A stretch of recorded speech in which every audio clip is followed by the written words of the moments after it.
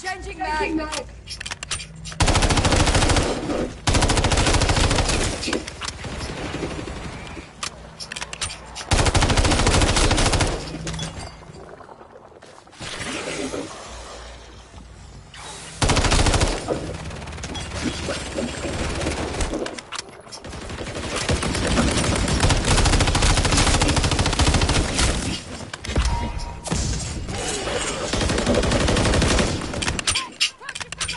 Loading!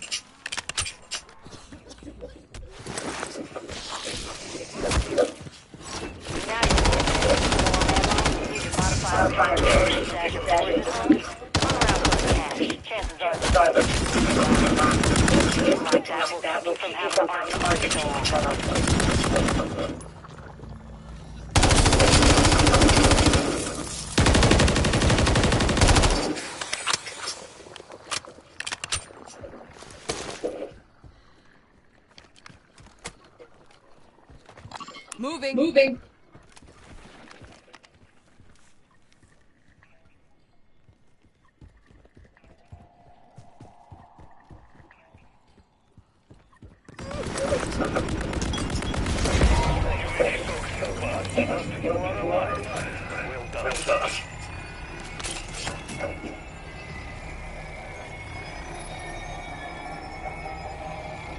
Gotcha six. Max.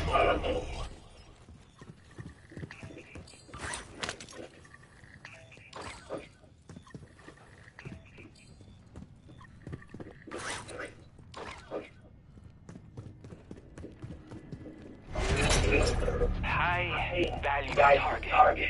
I know that, sir. Just be careful. You don't want to get back.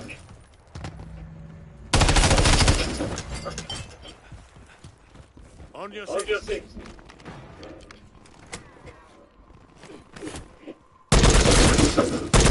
Switching mags.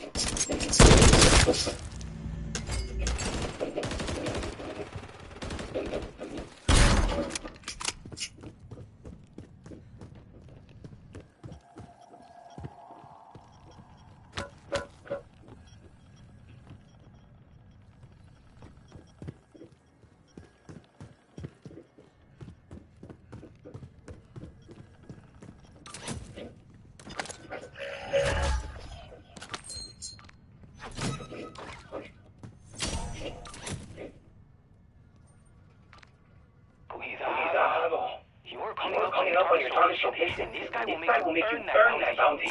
Got a valuable here.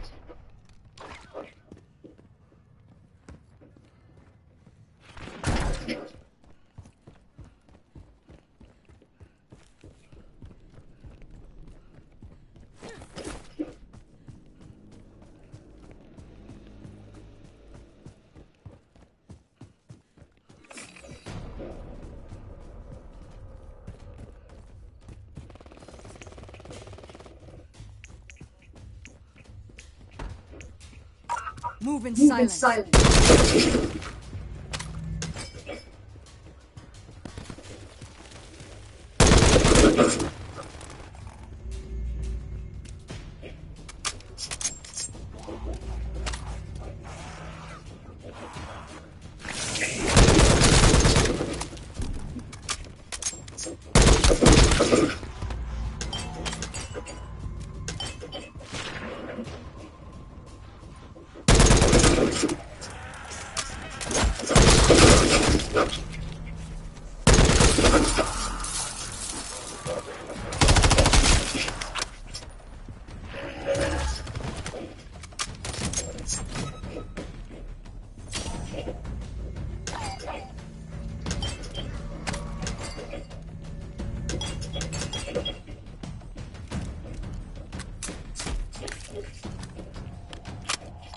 Enemy in the area.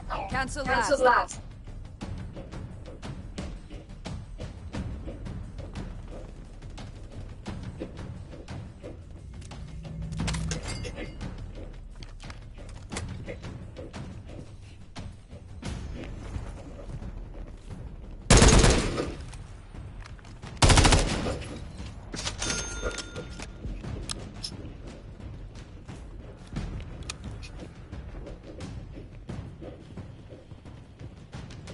Destroy the target.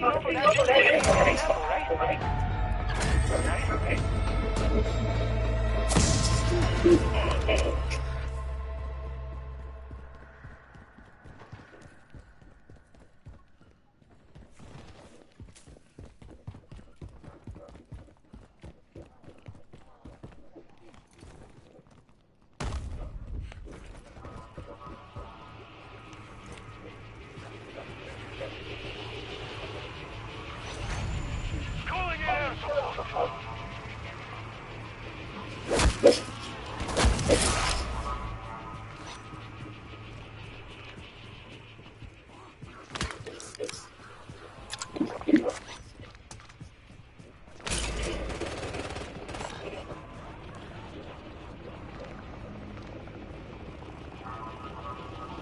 Armor marked.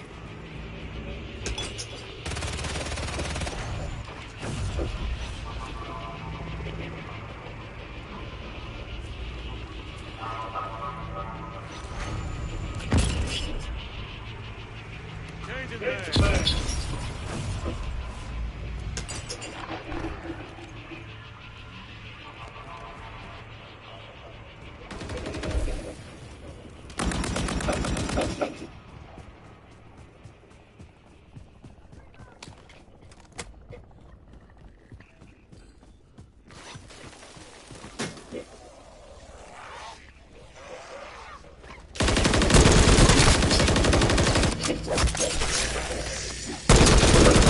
Changing mags.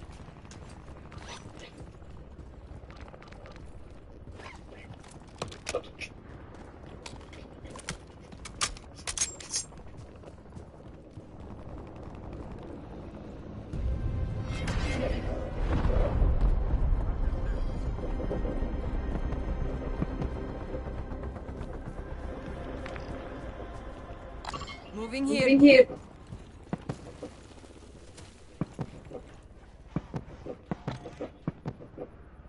Got a contract here.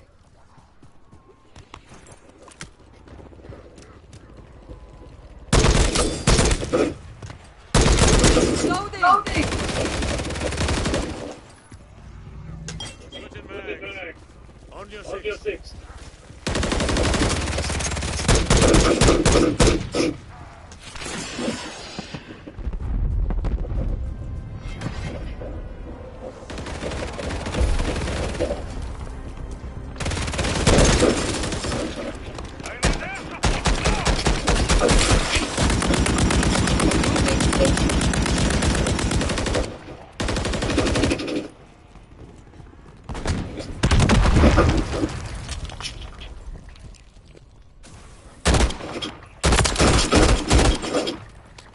Reloading.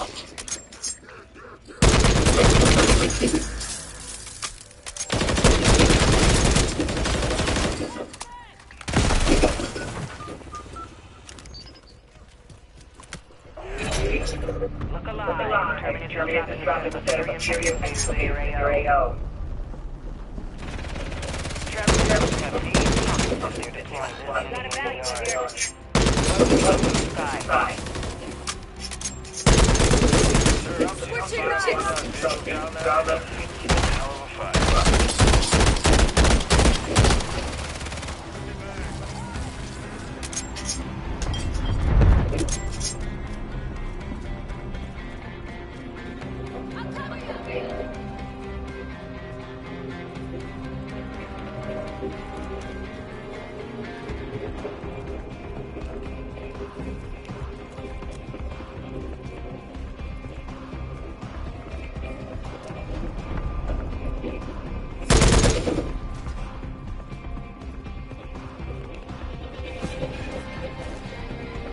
Let them fire up the ATRs. We're on a We're on the schedule now. Move in. I'm taking fire!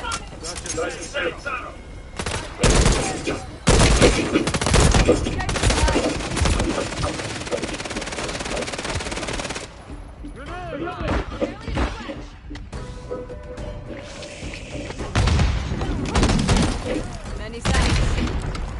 That was cool.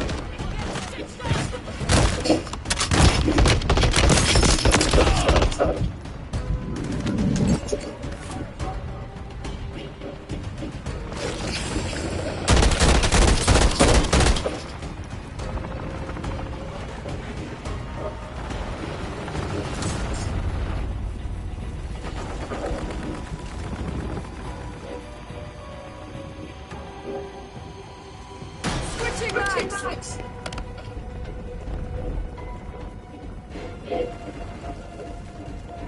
I will not let you die.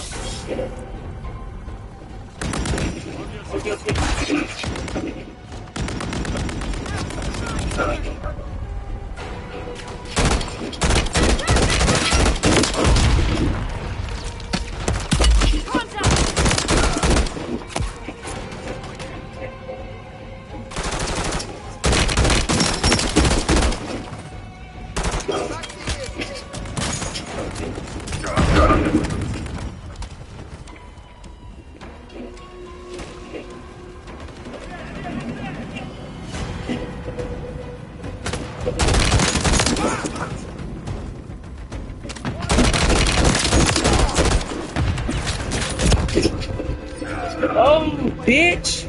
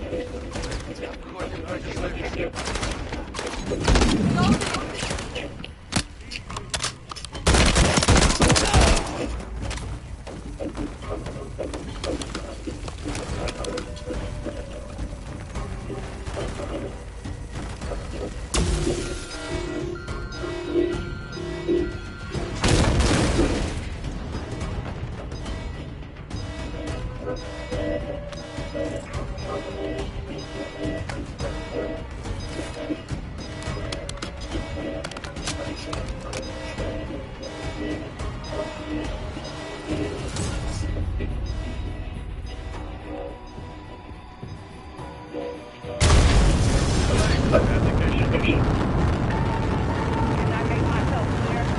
Our job is containment, not whatever that was.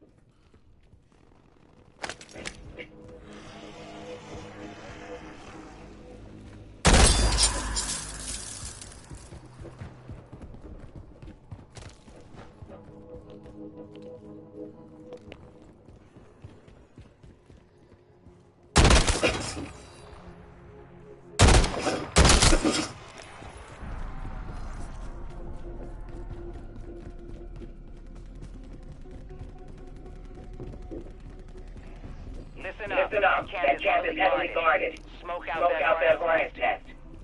Take out Take out these sniper engines before they before they get get any any ideas.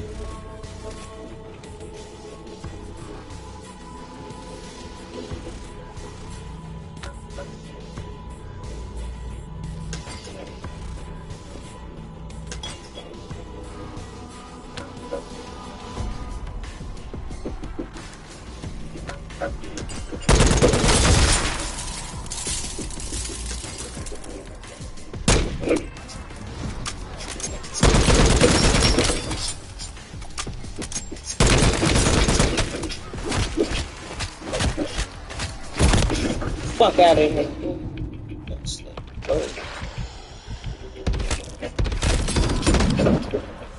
No problem.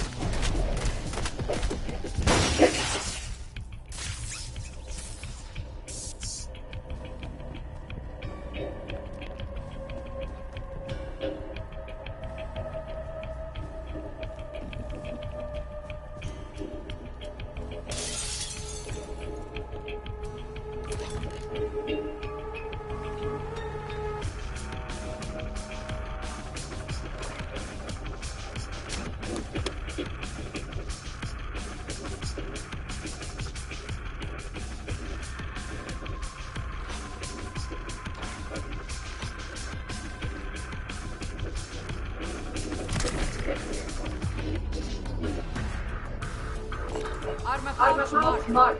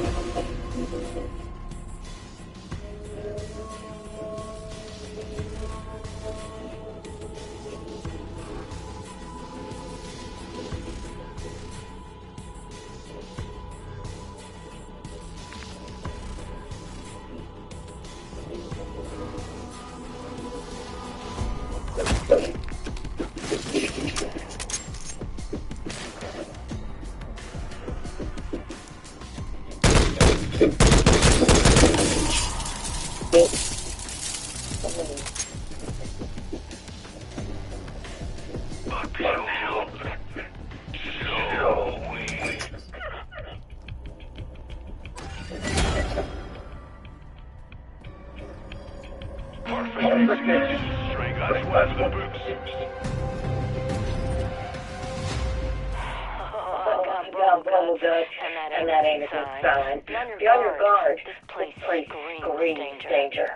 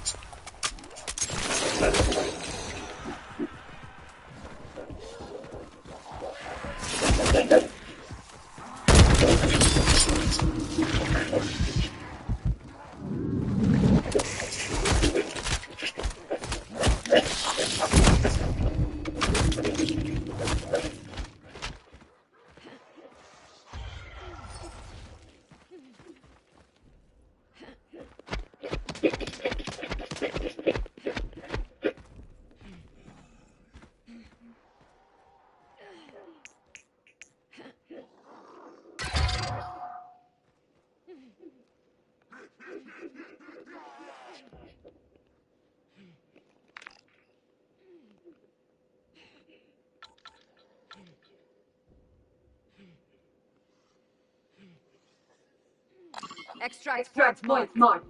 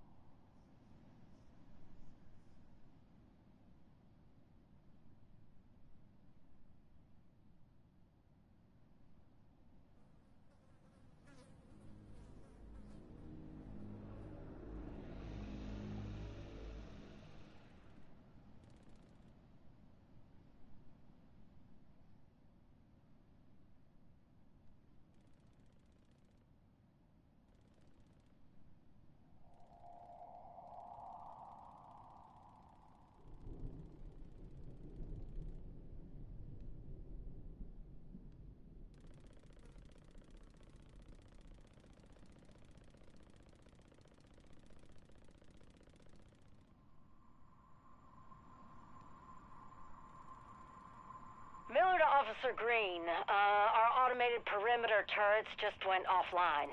I've got the backups running, but thought you should know. We're on top of it, Miller. All signs indicate imminent ether storm. Strike team, this isn't an enemy we can fight. You need to start thinking about your way out.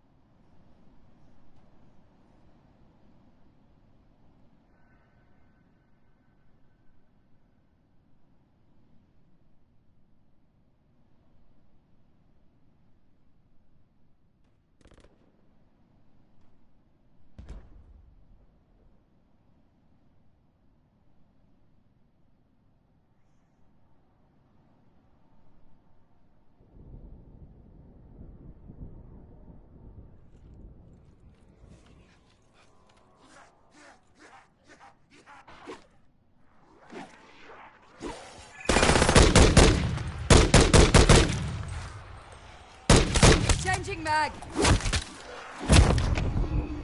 Still alive.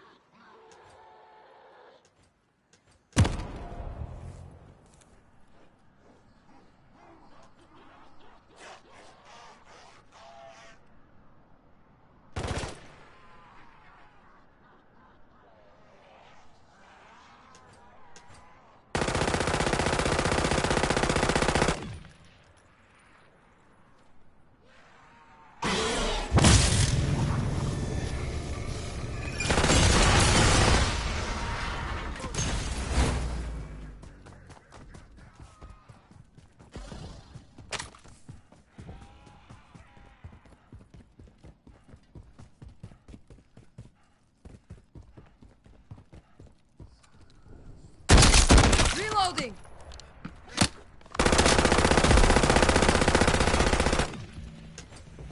Moving here. Disregard that.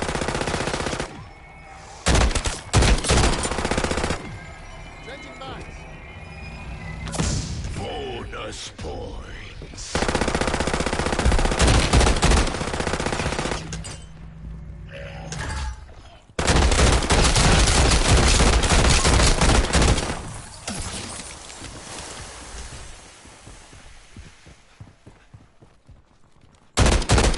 Changing mags!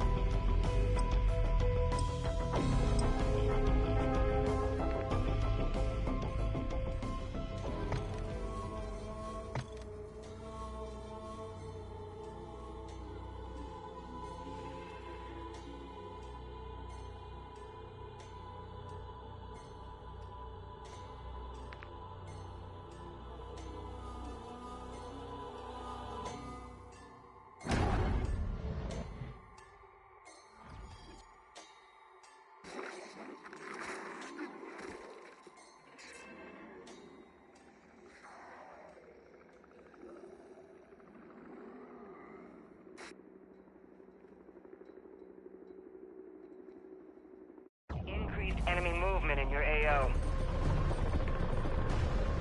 Let us see what the darkies have thrown at us today.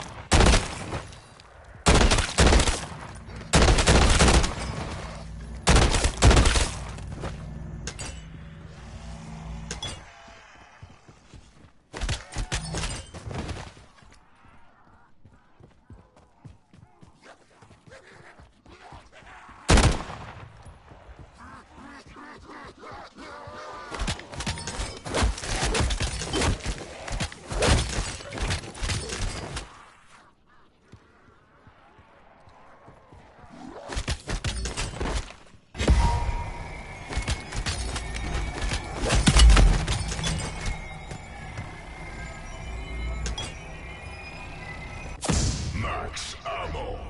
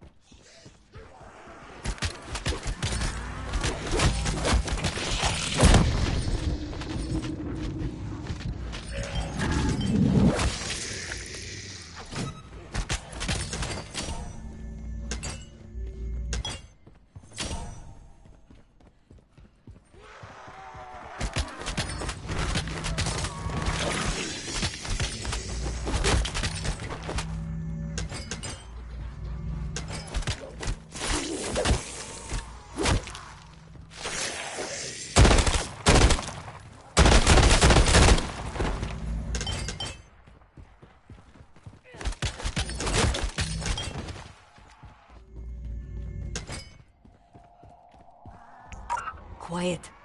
Moving.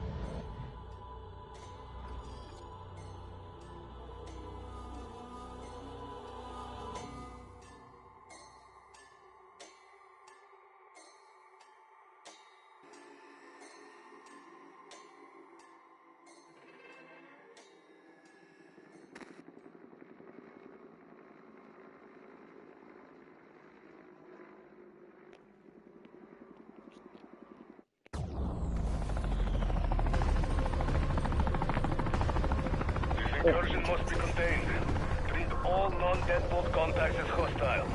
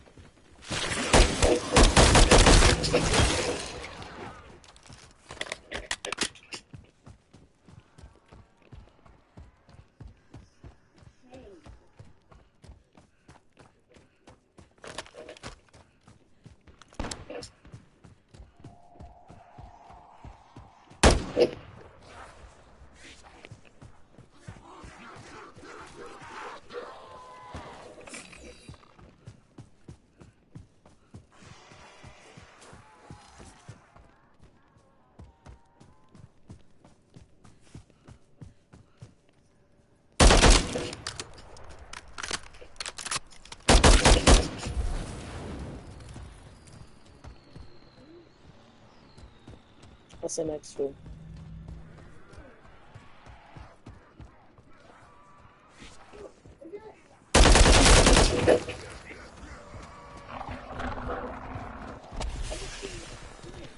Oh no, someone else is over there too.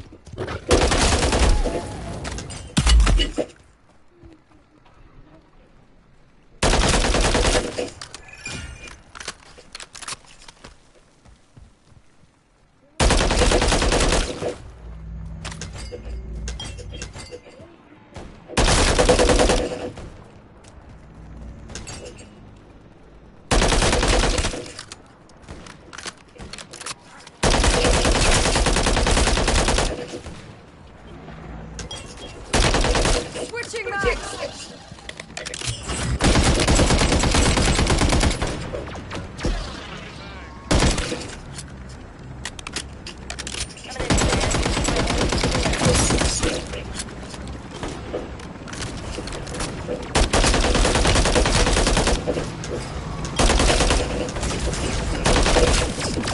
Eyes up!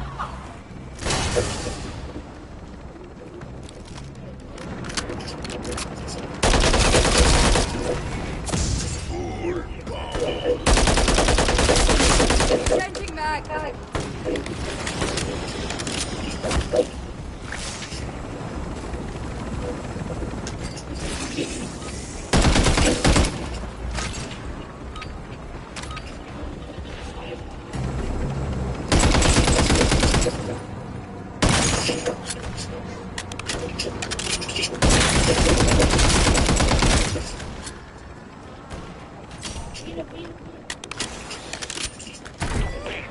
Do you have a gas wish?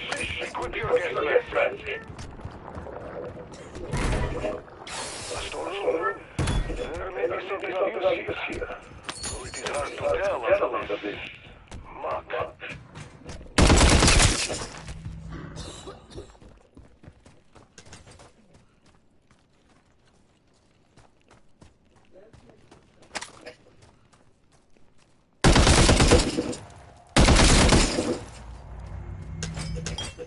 Changing mags!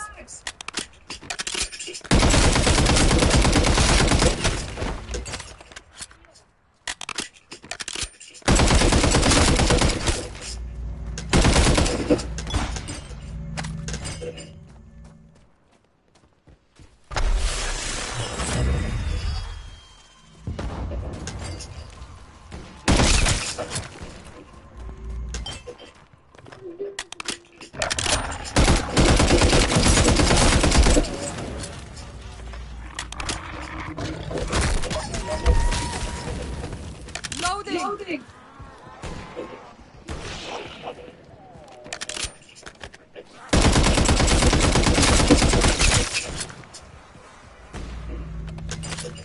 Approaching exit location, T-minus 15 seconds.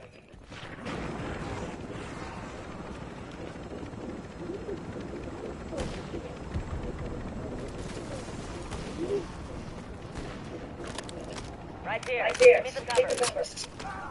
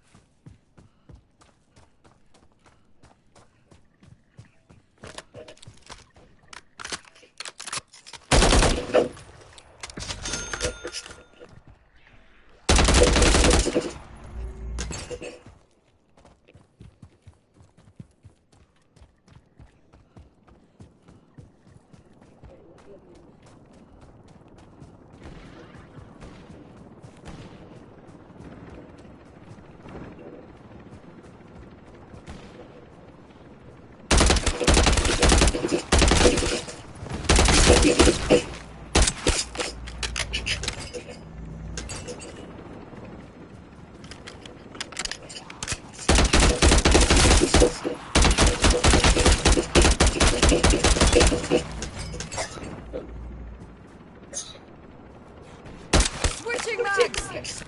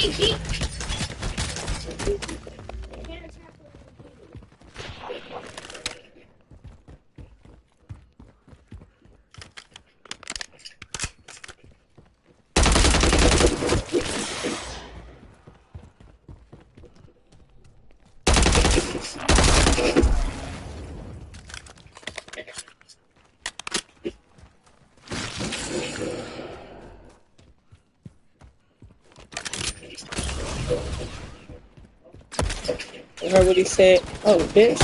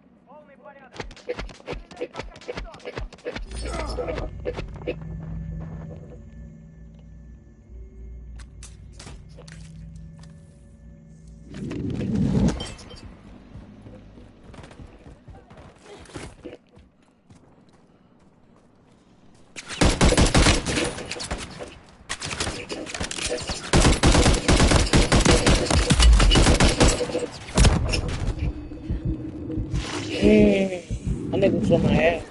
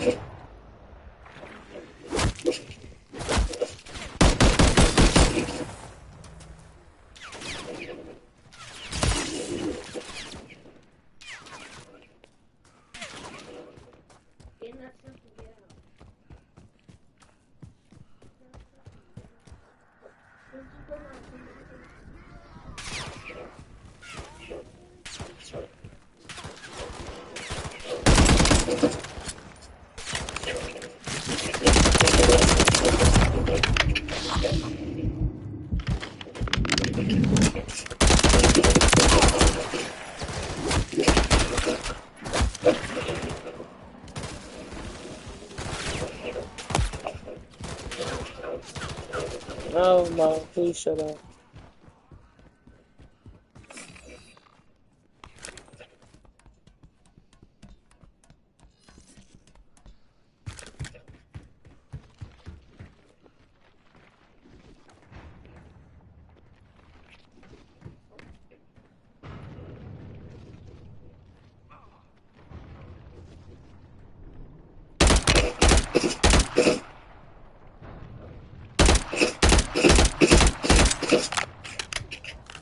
What's theirs is your striking, my shooting.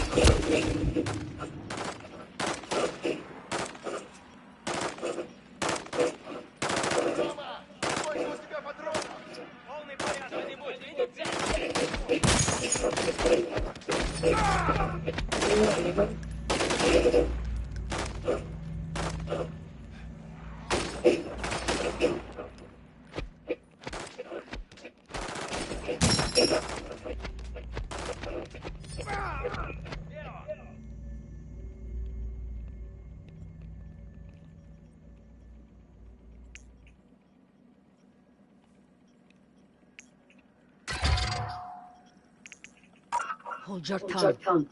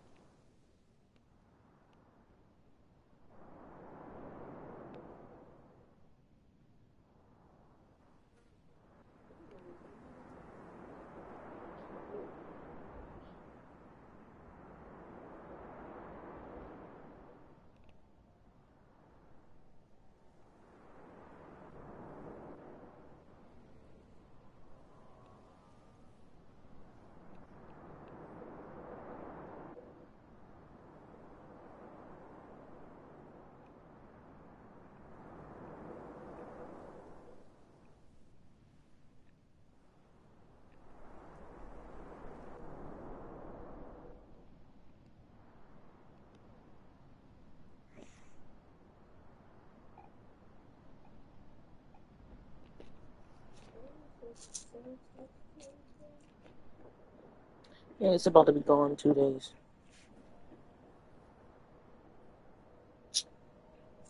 Four minutes to go to town. God damn. Hand me Daddy's Tums, that medicine there. I can't wear this shit. This shit's too tight on my stomach. Give me Tums. Give me Lewis's medicine. Give me that charger that so happens to be right the fuck there. That one right there. That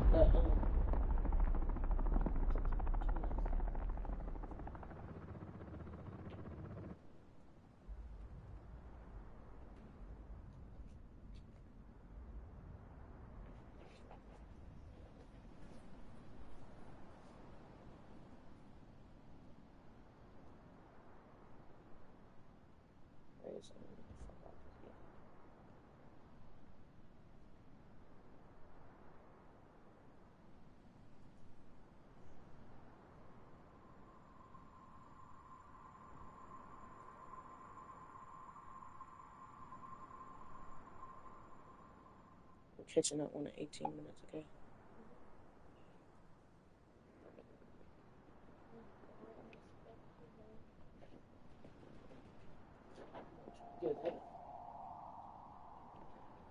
Get out of here.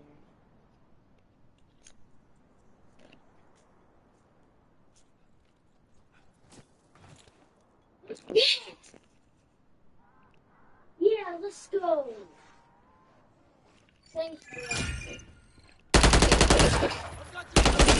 About him. Changing back. Movement.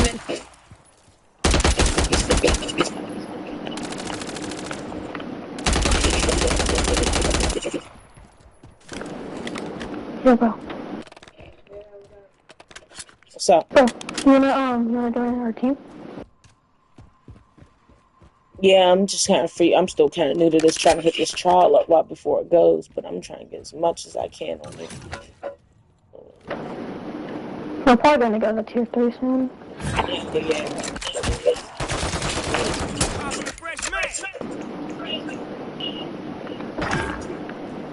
Cool. Let's go, bro. Feel free to add me and everything. Okay, we got more.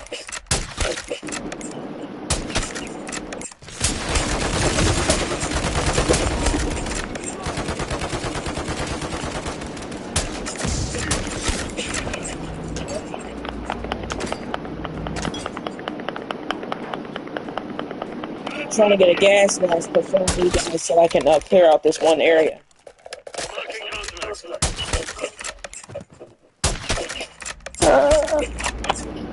Marking contract.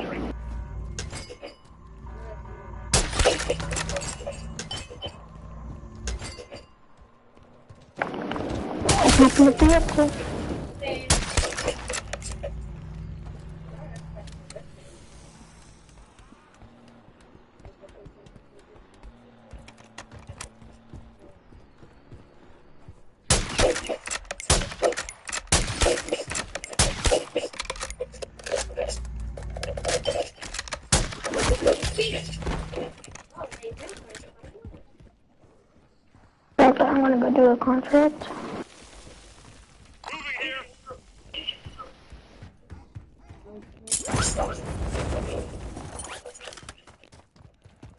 Yeah, let's see what this contract, what we're gonna do on these contracts.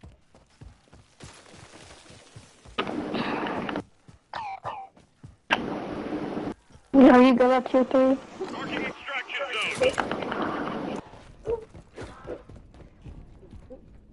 Nobody need extra?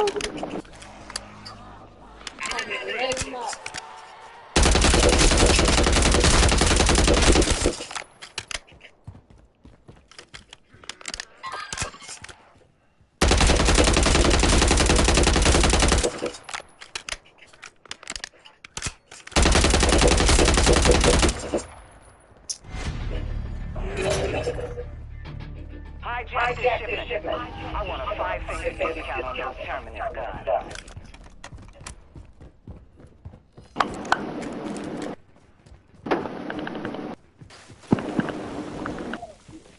Oh.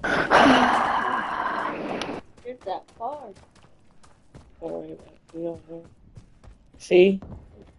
I need a fucking gas on this.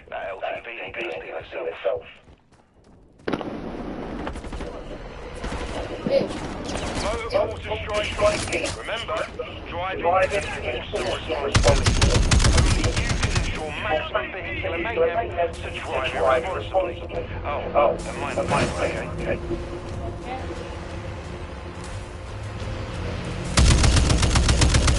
Terminus chopper inbound.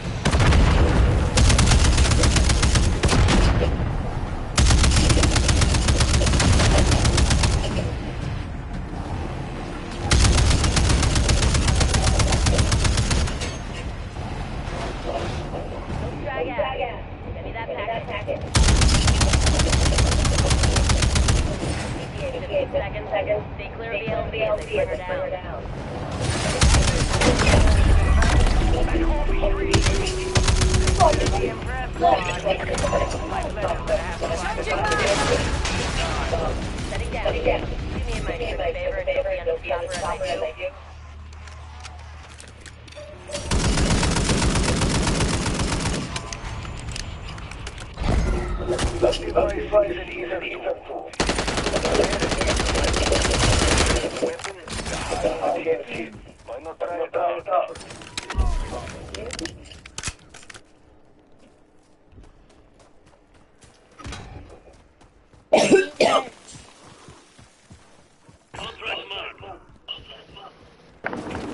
Oh, that guy's dead.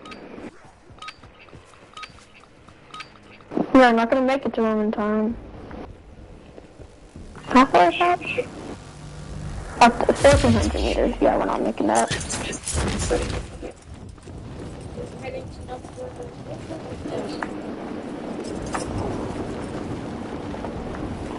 We're gonna get this raid.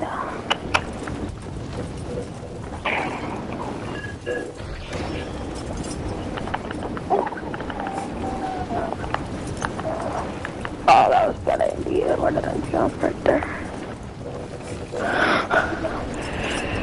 And stupid zombies.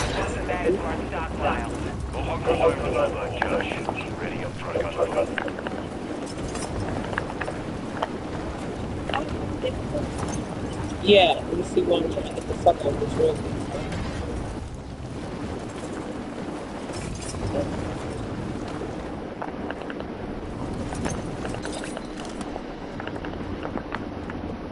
Heads up, Deadbolt. You've got shambles inbound your position.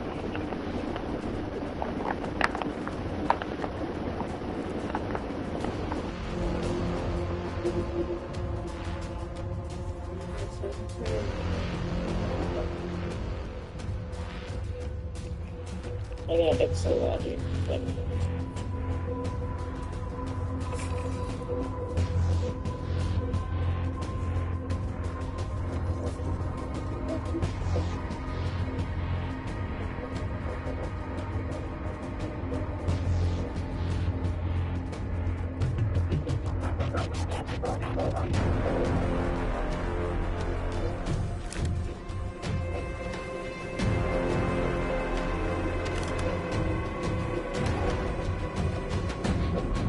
Oh, fuck that.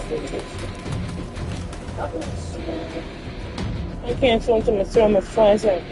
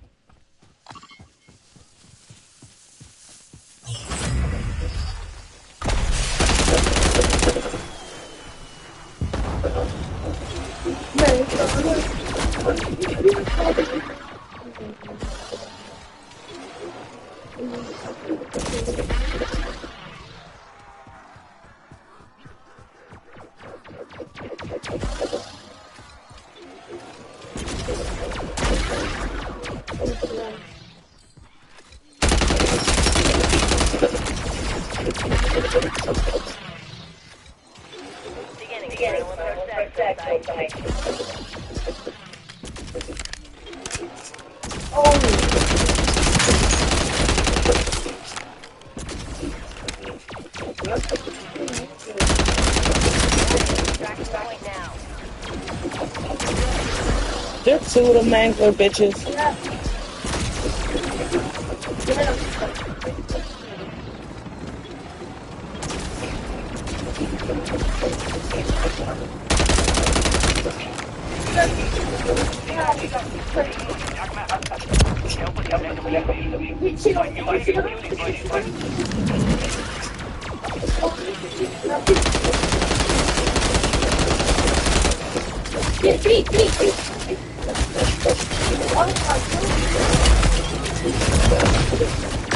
I'm out of here. I got to fuck out.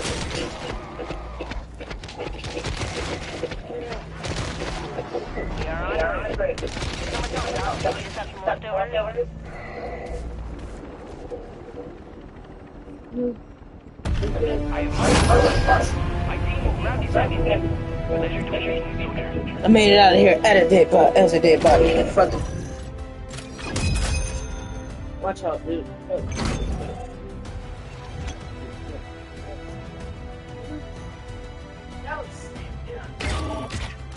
This is last minute. This kills everybody. Like, fuck it. I'm gonna use this energy. I used the energy bomb apparently last minute, and then I killed him. Yes.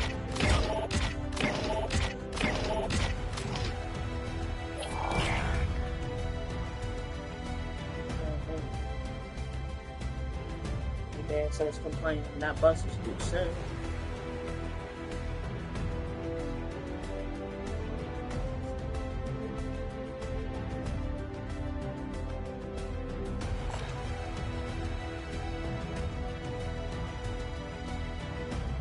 No, we're shopping away home. Fuck that.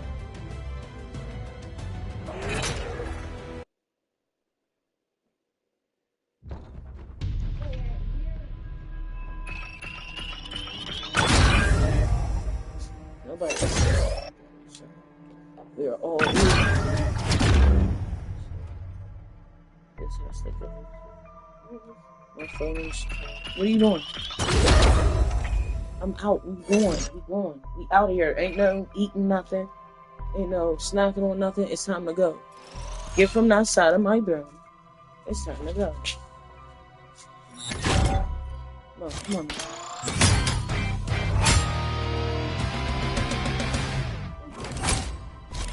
Nobody trusts the laptop.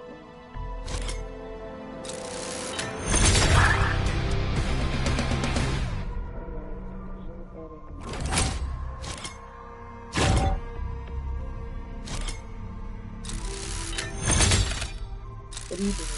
Don't touch this fucking.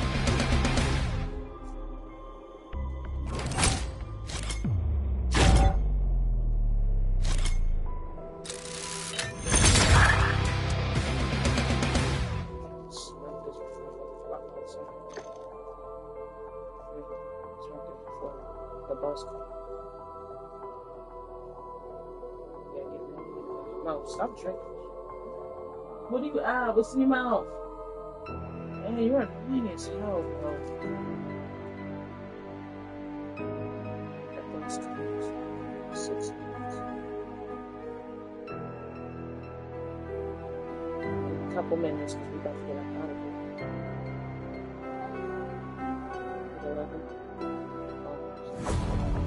And that bitch is coming down the fucking.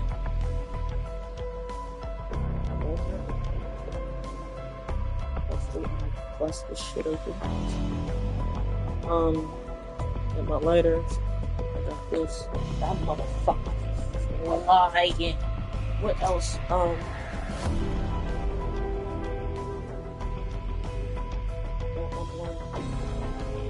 Got my blunt. Got my pick just in case I need it. Grab my charger. Grab this charger. Got both of my chargers. Got his charger. Mo! Where are you at? Huh? Go get your damn shoes on. Go get your shoes on.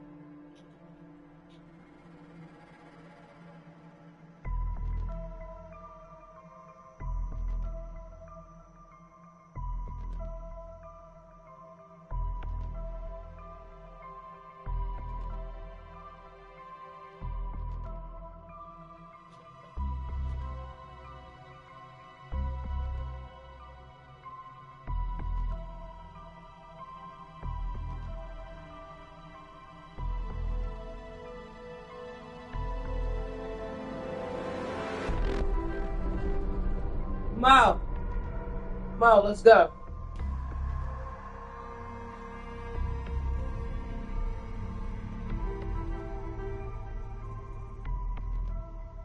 Hope so, because we are flying out of here. I'm flying. I said I'm flying.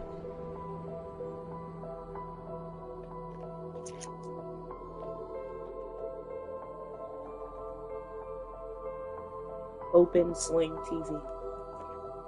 Open it, slave.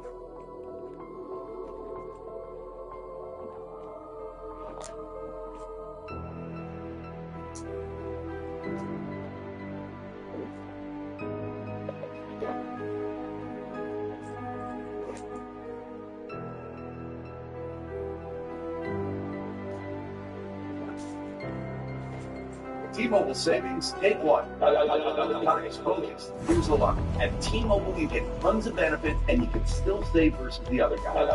Again. Okay, stop. Just say it like this. At T-Mobile, you can save on every plan, and you get great benefits with Magenta Status. Magenta Status? Yeah. I'll show you my Magenta Status. Okay, I'll just do it. Check out the T-Mobile savings calculator. See how much you can save. Right now, you'll even pay off your phone when you switch. Introducing Ned's Black Psoriasis. He thinks his flaky red patches are all people see. Otezla is the #1 pill to treat plaque psoriasis. Otezla can help you get clear skin. Don't use Otezla if you're allergic to it. Serious allergic reactions can happen. Otezla may cause severe diarrhea, nausea, or vomiting. Some people take Otezla for depression, suicide thoughts, or weight loss. Upper respiratory tract infection or weight gain. Live in the moment. Ask your doctor about Otezla. When you need brutal honesty, Joe Biden is doing something that nobody has done to Donald Trump. He's taking it to everywhere. You need insights first thing in the morning. Women are going to be talking to their doctors about the options they don't have anymore. You need to go deep inside the story. What do you say to voters who may be shaky on Joe Biden about the stakes of this one-on-one matchup? And hear from someone who's been there. And most Americans don't want to turn Central Europe over to Putin. You need your Morning Joe. Instaflex Advanced is so powerful, I had better knees in just 1 week. You gotta try it. Instaflex Advanced is the #1 selling joint brand at GNC, but you can only get your complimentary sample by texting Queen to 215-215. Plus, text now. It will include a tube of Instaflex pain cream for fast-acting relief from the pain of arthritis, backaches, and sore muscles, absolutely free. Text QUEEN to 215-215 today.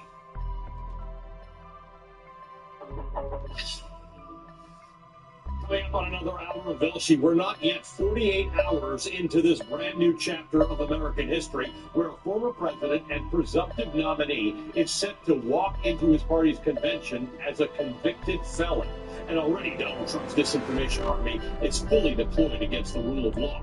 Plus, the legitimacy crisis at the Supreme Court is growing worse by the week and makes us all the more vulnerable to the Trumpian war on democracy. And we're watching the latest from the Middle East after President Biden outlined a ceasefire proposal from Israel to Hamas. Then, what the Republican response to the Trump verdict tells us about the state of the party, American politics, and the fight ahead. Another hour of Velshi starts now.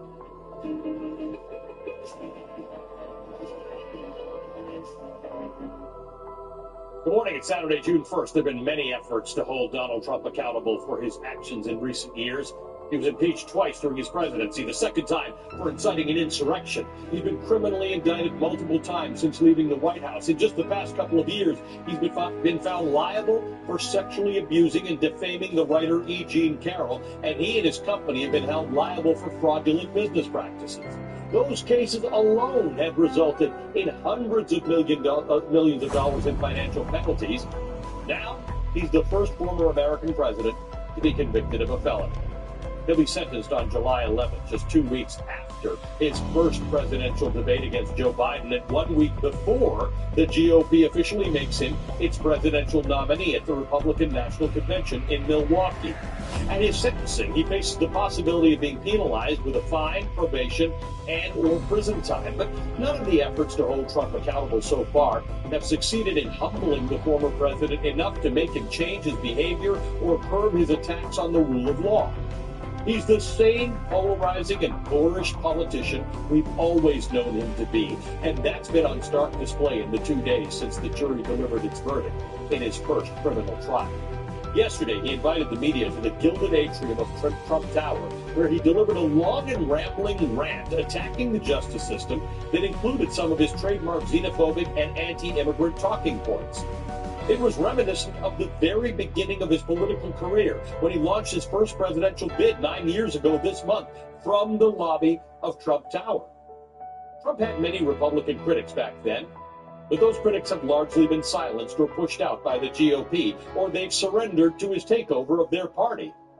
That's perhaps the most significant factor to explain why the efforts to hold the former president accountable have fallen short, despite the fact that he continues to break every norm in American politics. And it's happening again to a terrifying degree as many Republicans rally behind their impeached, indicted, and convicted presumptive presidential nominee. The disinformation machine is working overtime. Within minutes of the jury delivering its verdict on Thursday, Trump's allies began rewriting the history and facts of the case, as well as pre-writing the outcome of an appeal that has not even been filed yet. Florida Senator Marco Rubio, who was once a prominent Trump critic, but who now hopes to be Trump's running mate, disparaged the case as, quote, a political show trial conducted by an openly pro-Biden judge whose daughter makes money off the case, end quote. Those are baseless allegations that have been spreading among the right, but there's no evidence to suggest that there was anything improper about this case. On the other hand, Speaker Mike Johnson, the top Republican in Congress, is already saying that Trump will, quote, rightfully appeal this absurd verdict and he will win, end quote. Meanwhile, the Ohio congressman, this man, Jim Jordan, a close Trump ally and a chairman of the powerful House Judiciary Committee, as well as the subcommittee on the weaponization of government, is now seeking to investigate the prosecutors. Yesterday, he sent a letter to the Manhattan District Attorney Alvin Bragg, who led this historic conviction, and requested that Bragg testify about the case in front of the weaponization subcommittee. And it's not just Republicans in Congress who continue to throw Trump a lifeline. The former president began fundraising off of his conviction within minutes of the jury delivering its verdict. And according to the campaign, it raised $52.8 million in the 24 hours since the conviction. Also take into consideration the money that Trump is raking in from wealthy donors who are now returning to the fold. Republicans have created a bubble that has largely protected the former president from suffering the consequences of his actions. So far, it's worked. There's a pivotal election. 5 months and 4 days from today, on Election Day, one of the leading candidates in the race is going to be a convicted felon. But at this point, it's still unclear how or if what happened this week will change the dynamics of the race. Joining me now are David A. Graham, staff writer for The Atlantic, and Susan Glasser, staff writer for The New Yorker and co-author of the book The Divider, Trump in the White House, 2017 to 2021. Good morning to both of you. Thank you for being with us. David, let me start with you. When the trial began, people kind of thought about this case like it was the runt of the litter of the Trump case. It wasn't as directly linked to the attempt to overturn the election, wasn't linked at all to that as the others are. But the trial's complete. The jury has returned an historic guilty verdict. What do you think is going to happen as a result? Well, I think it's really striking to see how quickly they returned it and how convincing the case they made was. You know, I think I agreed that this was maybe a less significant case, and I found from following the case that the evidence was really overwhelming and the prosecutors made a strong case. And so I'm curious to see how that gets out. I think that, you know, simply the phrase that Donald Trump is a convicted felon, having that, you know, in the news and around is really important, and it's important for people to hear that and to think about what that means. Susan, you signaled out Mike Johnson's response to the verdict, which he called absurd. Why does that matter to you? Because we're trying to discuss here the degree to which Donald Trump is the Republican Party, and the Republican Party has been given many off-ramps with Donald Trump. None of them are taking it. Well, that's right. I think you have gotten right to the heart of the matter, which is that without the support of the Republican Party, Donald Trump for years would have just been an angry old man, you know, shouting at the television in between golf games. Now, you know, I think what we're seeing is an escalation, is a further radicalization in the lengths to which Republican officials in the more wholly owned Trump era of the party are willing to go to Trump. There was this sort of amazing under-noted incident just a little bit more than a week ago, in which in Speaker Mike Johnson's House of Representatives, they literally prohibited Jim McGovern, the top Democrat on the Rules Committee, from even mentioning the fact of Donald Trump's indictments on and the cases pending against him on the floor of the House, on the grounds that it was insulting to the personality of the presumptive nominee. That's right, just the facts of the case. And I looked this up. There's a CRS report that shows this is extraordinarily, basically unprecedented behavior in the House of Representatives. Even before the conviction, they were saying it was out of order in Mike Johnson's Congress even to mention the fact of the leader's indictments. David, you know, we're often trying to parse what effect this will have on the election and people's thinking. But there's something you wrote that caught our eye in The Atlantic this week about Trump's conviction, in which you wrote, this was the first experiment the United States has ever had in trying a current or former president for a crime, though it will probably not be the last. You mean something interesting by that. Tell me what you're thinking. Well, I think simply the fact of this trial is really a vote for democracy and for rule of law. Even if Trump had been found not guilty, we would have had to sit in court, have to go through these rituals he clearly found demeaning, and sit there and go through that all.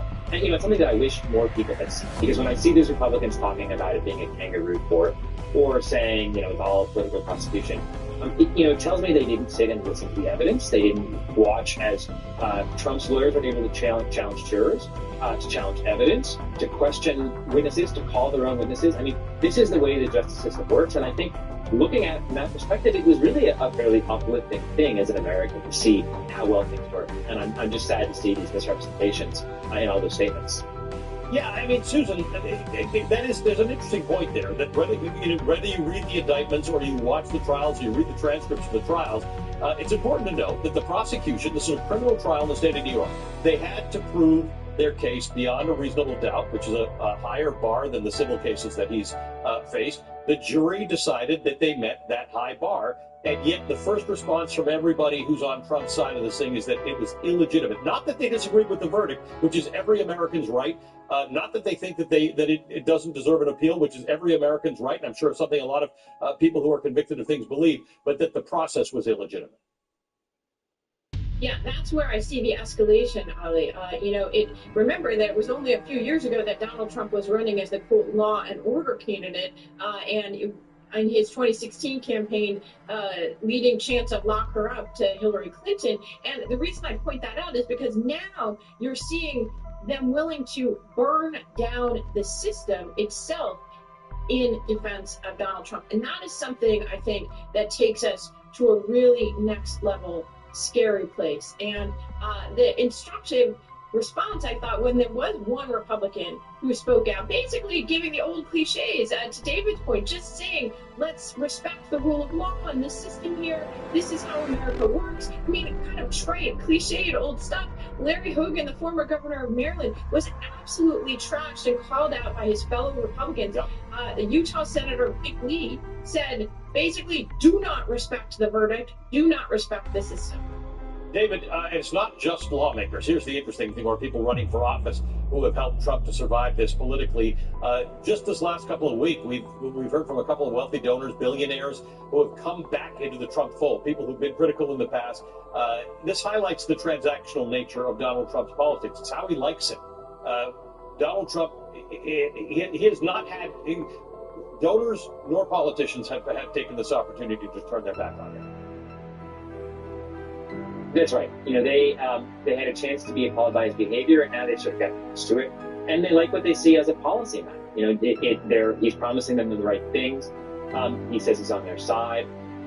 You know, he's a pro-business candidate, and that's what he's been all along. And so they're willing to trade democracy for their personal interests now. Thanks to both of you. We appreciate it. David Graham, staff writer for The Atlantic, and Susan Glasser, staff writer for The New Yorker and co-author of the book, The Divider, Trump in the White House, 2017 to 2021. Okay, still ahead. New developments in the legitimacy crisis at the Supreme Court. Justice Samuel Alito's story about an insurrectionist flag seen flying outside his home is unraveling in front of us, but he will not recuse himself from a pair of January 6th related cases. And Republicans are already urging the court to step in on Donald Trump's behalf. Plus, what the Republican response to Trump's conviction tells us about the state of the party, our politics, and the fight to come. Also, President Biden came out with an unexpected ceasefire proposal from Israel yesterday. We'll have the very latest on a potential new round of negotiations to end the war in Gaza.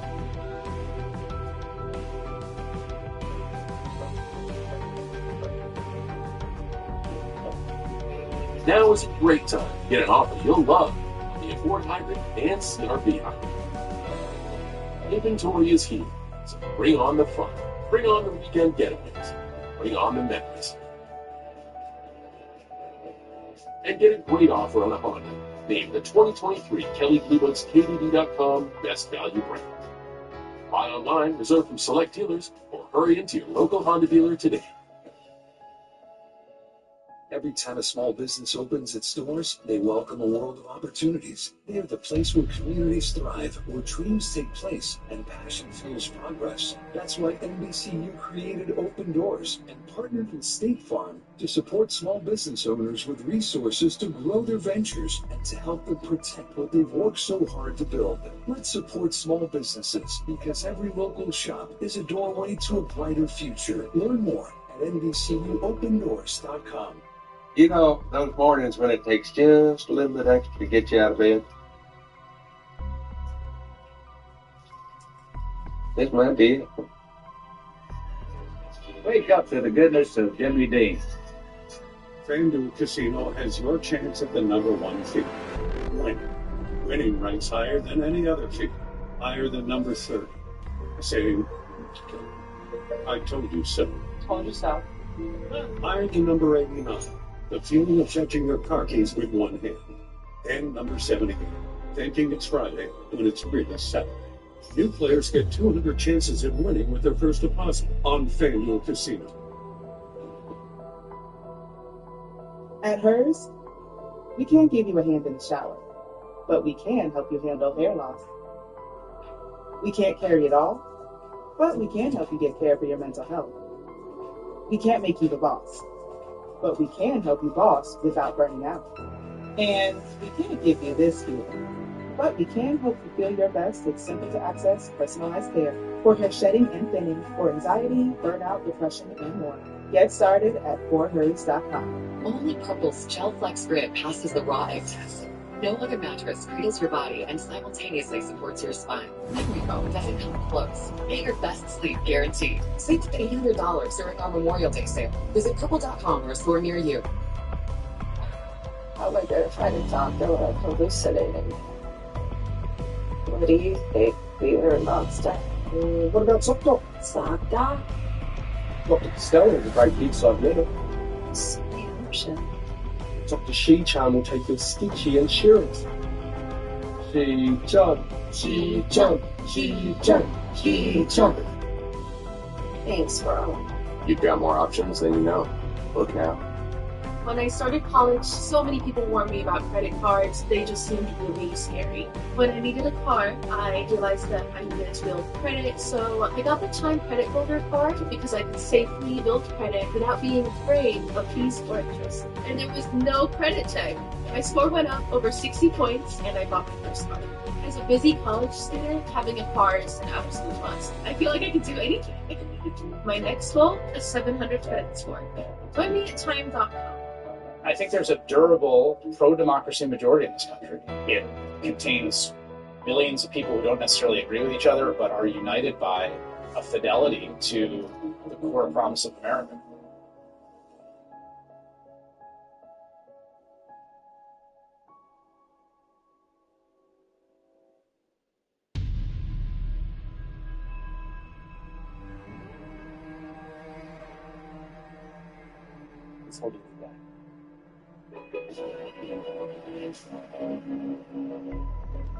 President Biden gave an unexpected address from the White House yesterday outlining an Israeli proposal to end the war in Gaza. It's a three-part plan. Phase one consists of a 6-week ceasefire, the release of some hostages, the return of some remains of dead hostages, the release of some Palestinian prisoners, the withdrawal of Israeli forces from parts of Gaza, Palestinians getting to return to all parts of Gaza, and a significant increase in humanitarian aid. Israel and Hamas would also begin negotiating what Biden is calling a, quote, permanent end to hostilities. Only once that is negotiated will phase two begin, but importantly, as long as the negotiation continues, no matter how long, the ceasefire will continue.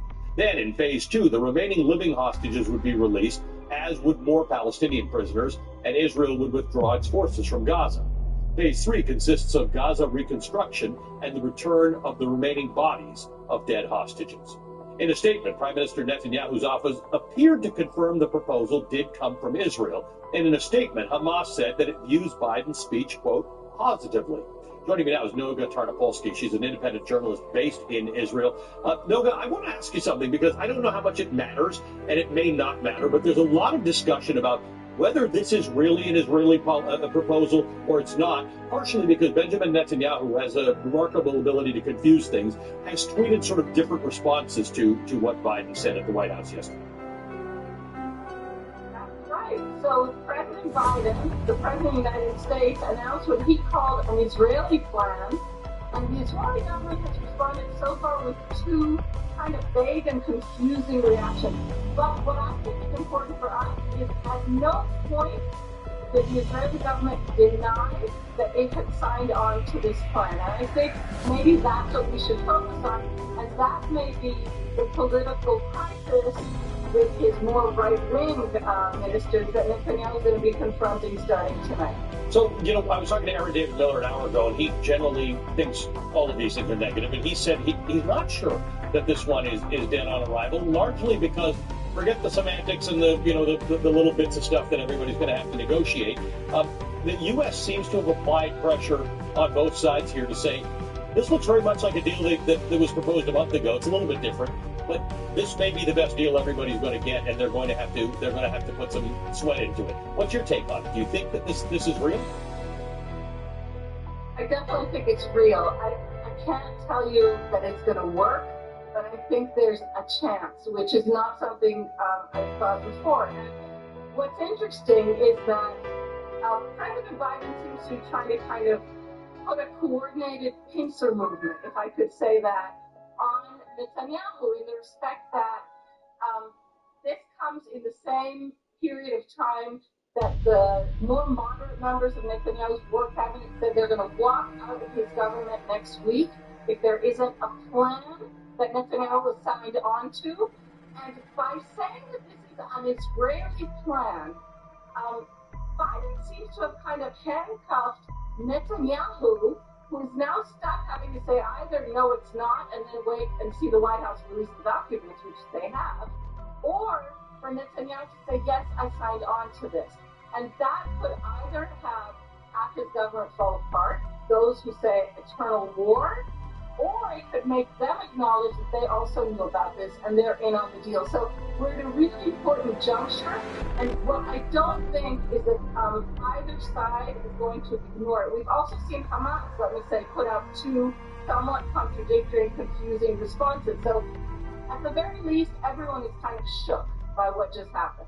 Yeah, and look, talk to me about. We know what's going on around the world. We know that the CIA director and the Mossad director are meeting. We know that Blinken has been talking to American allies in Arab countries around the world. What's going on inside Israel? What's going on in the street? Because that's your specialty. What people on the street in Israel are actually thinking about.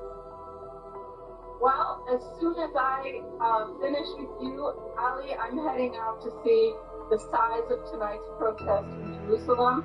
I know that in Tel Aviv and around the country, there's a feeling that tonight's protests are somehow going to break a dam. In other words, there have been protests, as you know, daily and all along, but Biden's statement, and especially his direct plea to Israelis, don't lose this opportunity. He said that directly.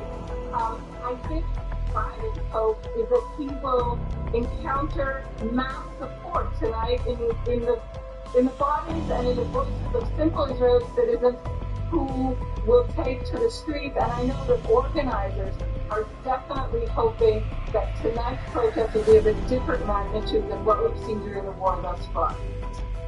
Let's all hope that something does come of this, Nova. We appreciate it as always. Thank you for joining us. Nova Tarnopolsky is an independent journalist with 2 decades of experience covering the Israeli-Palestinian conflict.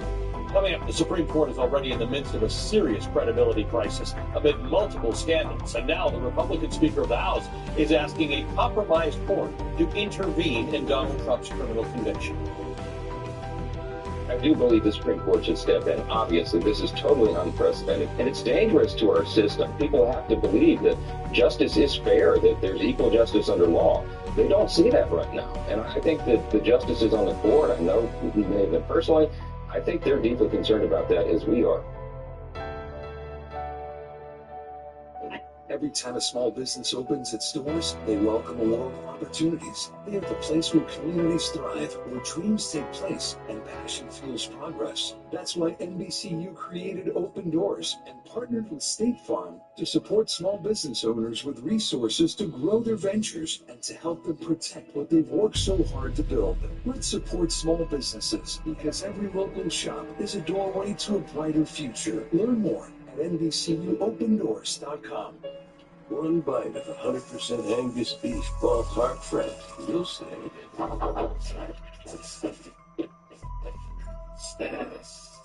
Hello, summer.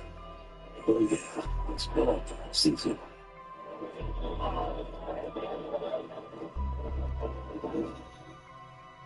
Introducing Ned's Plaque Psoriasis. He thinks it's flaky red patches are all people see. Otezla is the #1 prescribed pill to treat plaque psoriasis. Otezla can help you get clearer skin and reduce itching and flaking, with no routine blood tests required. Doctors have been prescribing Otezla for over a decade. Otezla is also approved to treat psoriatic arthritis. Don't use Otezla if you're allergic to it. Serious allergic reactions can happen. Otezla may cause severe diarrhea, nausea, or vomiting. Some people take the Otezla to depression, suicidal thoughts, or weight loss. Upper respiratory tract infection and headache may occur. With clear skin, movie night is a groovy night. Live in the moment. Ask your doctor about Otezla. FanDuel Casino has your chance at the #1 feeling, winning. It ranks even higher than the 18th best feeling, saving a kid from a will. 59 years later.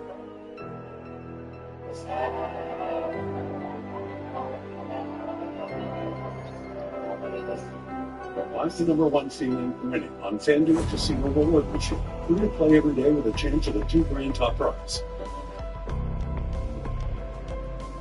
I was born for this life. It's important to bring in. It's gonna be fun. Catch a new season of Below Deck May, June 3rd on Bravo, and stream all of Below Deck on Peacock. Why choose a Sleep Number smart bed? Can I make my side softer? I like my side firm. Sleep Number does that. Save 15% on the Sleep Number Limited Edition Smart Bed plus 0% interest for 48 months and adjustable base. Shop now at sleepnumber.com. Hello. Welcome to the afterlife. You find your person, you say goodbye to Hinge.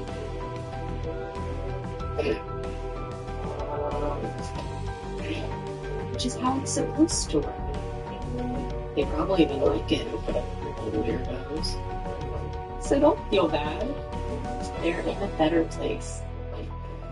We're all in a better place. They witnessed former President Trump's first criminal trial from inside the courtroom. Now Rachel Maddow, Andrew Weissman, and team share their personal reflections. Prosecuting Donald Trump, Witness to History, tomorrow at 9 on MSNBC. Paired with other chews, one Bravecto chew protects from fleas and ticks for 12 weeks. Nearly 3 times longer. Use with caution in dogs with a history of seizures and neurological disorders. Protection that lasts longer? Bravo, Bravecto! Bravo! I love that my daughter still needs me, but sometimes I can't help due to burning and stabbing pain in my hands. So I use Nerve 5.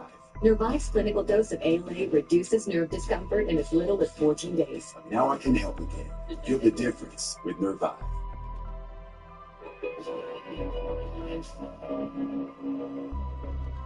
When the fourth president of the United States, James Madison, talked about the concept of checks and balances in our government, he highlighted its crucial role in curbing human ambition.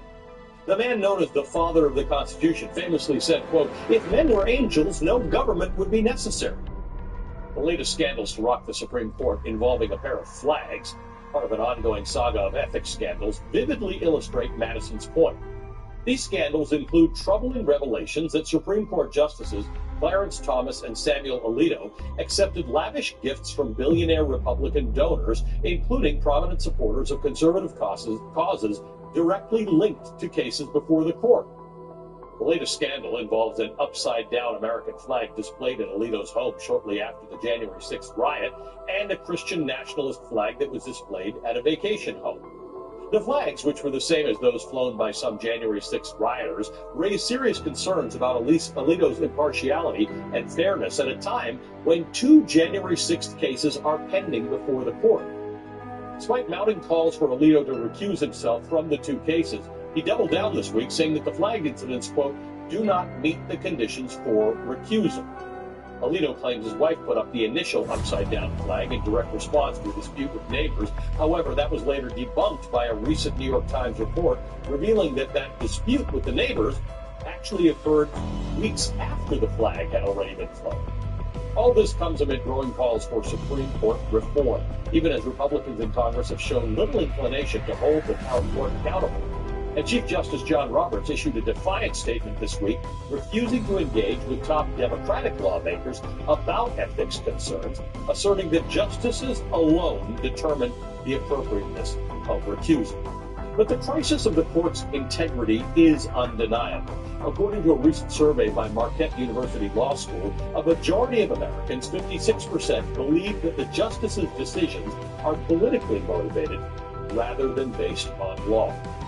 More on this, I'm joined by Janet Griswold, Colorado's Secretary of State. She's also the chairperson of the Democratic Association of Secretaries of State. Secretary Griswold, good to see you. Thank you for being with us this morning. Thanks for having me, Allie. This is not an abstraction for you because the Supreme Court ruled in March to reject your state's attempts to remove Donald Trump from the ballot for the role that he played in the January 6th riot. In light of these recent controversies and the fact that we are learning more about where certain members of the Supreme Court, where their sentiments lie on these things, what does this make you think? Well, always glad to join you, Allie. And, you know, I was party to the Trump disqualification case, where actually 6 Republican and unaffiliated voters in the state of Colorado filed suit saying Trump could not be on the ballot because he engaged in insurrection. That case made its way all the way to the United States Supreme Court. To tell you the truth, Allie, going to the United States Supreme Court felt a little different than it would under previous courts, precisely because some of the corruption issues and the fact that, you know, Clarence Thomas's wife was part of at least planning of the insurrection or supporting of it. And I do think that there is a major ethics issue with the court, and there's a major confidence issue in the court. So we just have to continue to, I think, apply pressure and demand that the court does adopt real ethics reform. Now, whether this court's actions would have been different with ethics reform for the Trump disqualification case, I don't think it would have. We faced a unanimous decision, but I do understand major concerns with the other January 6th cases that are making their way or already before the court. Right, and of course we have the broad question of immunity that the Supreme Court has not come forward with a decision. They don't have a deadline on this, except for the expiration of the court session, and we still have many weeks where this can still happen. But it almost feels like no decision is a decision on determining whether Donald Trump is immune from anything he did as president. To most lay people, they think that that's an outrageous sort of suggestion. But it has still not actually been determined by the Supreme Court, and that's germane to the fact that we have an election in 5 months and 4 days. That's right, and I think it's really telling when you compare the immunity case to the Trump disqualification case. The Trump disqualification case was filed with the Supreme Court during Christmas, the week after Christmas. The court took it up, I believe, the first week of January. And we were having oral arguments the second week of February. I believe it was February 6th or February 8th. So we saw that case move rapidly. In part, it may be because states had to determine whether Trump was actually on the ballot or off the ballot for Super Tuesday. But we did see that the court could move very quickly on a case related to Trump.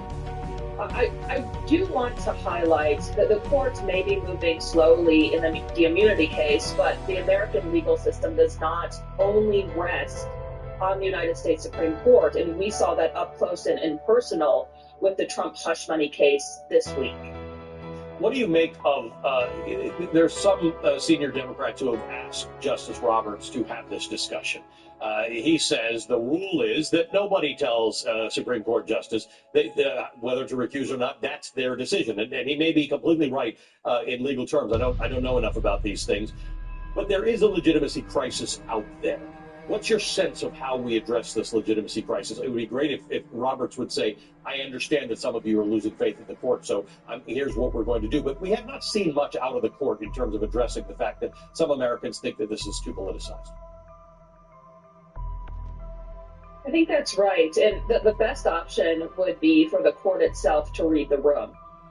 When you have major scandals involving Justice Thomas in himself taking all those gifts, and also his wife's role around the January 6th insurrection and the attempts to not peacefully transfer the presidency, and then you add in the latest scandals, the Flaggate, it would seem to me that the court would see that there are major issues.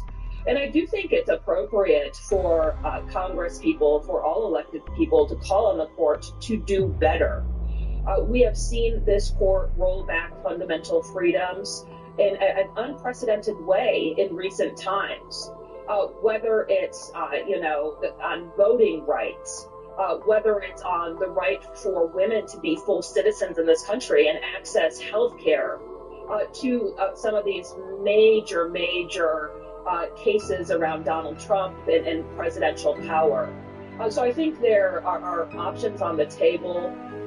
But I would just say the larger picture is we have a democracy in crisis, in a large part because Donald Trump and MAGA Republicans have used all their influence to try to undermine both our legal system, which we saw in the hush money case with some of Trump's rhetoric, but in a bigger part, our elections.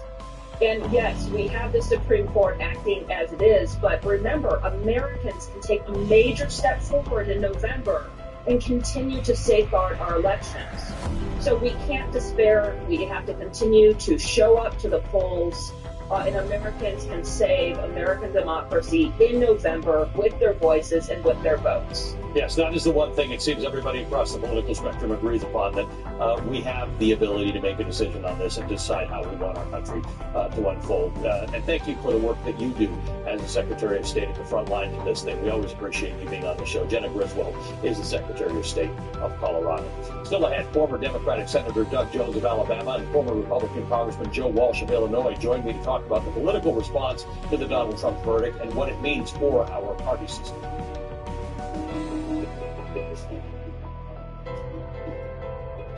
When it comes to gifts, Penny goes the distance for even the most distant relatives. And with advice from this trusty QVC crew, she delighted Aunt Donna with this, Cousin Carl with this, and her first cousin twice removed, Meg, she thinks, with these.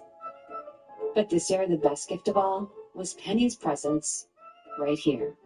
Shop QVC for festive finds from hosts who know the most. QVC, this is shopping brought to life. My name is Cam France. Today, I'm letting you in on the build of my dream home in Salt Lake City. Be part of every stage. Witness every detail. Join me, won't you? Home at Last is now streaming only on Architectural Digest. Let's check it out.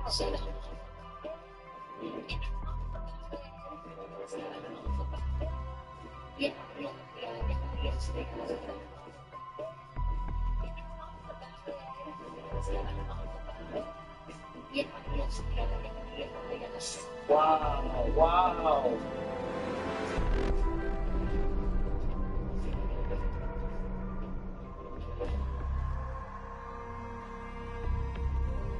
Telling the girls about my Alzheimer's diagnosis was really hard. Early detection gave us time to adapt together.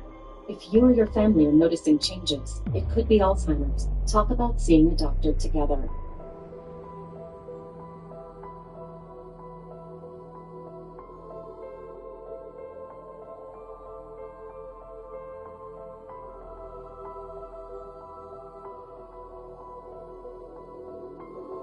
Mom was always very self-sufficient, but we started noticing things were off. I was forgetting my responsibilities at work. I told Mom we should visit a doctor. Alzheimer's. It was hard to hear. Early detection gave us time to seek information and support as a family. I've never felt more connected with Mom. If you or your family are noticing changes, it could be Alzheimer's. Talk about seeing a doctor together.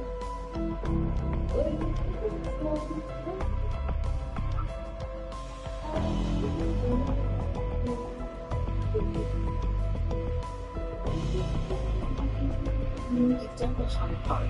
You quit smoking. Now do the easy part and get scanned for lung cancer. If you smoked, you might still be at risk, but early detection could save your life. Talk to your doctor and learn more at SaveByTheScan.org. Yes, thank you. What's wrong, Mom? Donating to a pet's medical care can keep families together. Pets and people belong together. Learn more at petsandpeopletogether.org.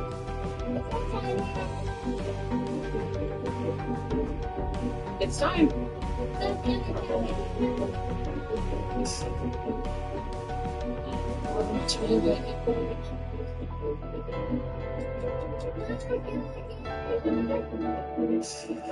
Donating pet food is one of the many ways you can help families in your community. Pets and people belong together. Learn more at petsandpeopletogether.org. All right, some breaking news out of South Africa, where the ruling African National Congress Party is set to lose its long-standing majority for the first time since the end of apartheid. With 99% of the votes counted, ANC has roughly 40%, far shy of the majority needed to hold on to unilateral parliamentary power. South Africans vote for parties in national elections to decide how many seats each party gets in parliament. Lawmakers then elect the president, and if the ANC is short of the 50% mark, it will not have a majority of lawmakers and will need help from others to re-elect the president, Cyril Ramaphosa, for a second and final term.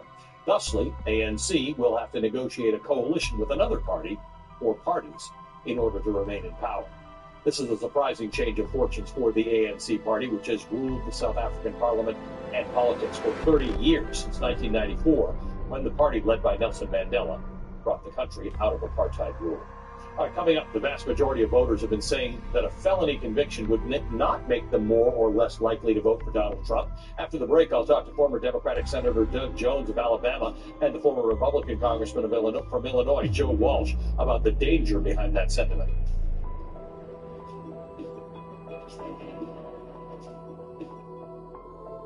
FanDuel Casino has your chance at the #1 feeling, winning. Winning ranks higher than any other feeling. Higher than number 30. Saying, I told you so. Told you so. Higher than number 89. The feeling of touching your car keys with one hand. And number 78. Thinking it's Friday when it's really Saturday. New players get 200 chances at winning with their first deposit on FanDuel Casino. My hair started to thin. I thought, am I going to have any hair left? After I gave birth, my hair wasn't even thin, it was gone. As I got older, I couldn't grow past my shoulders. Nutrafol has different formulas for all the different changes, so many for me to go through. Within 3 months, my hair is significantly fuller. It's longer, it's thicker. My friends noticed it. I felt like a completely different person. Try the #1 dermatologist recommended hair growth supplement brand at Nutrafol.com. Down for it. I'm coming in.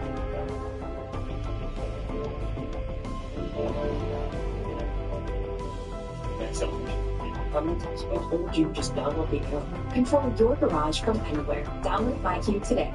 We're Carvana, the company who invented car vending machines and buying a car 100% online.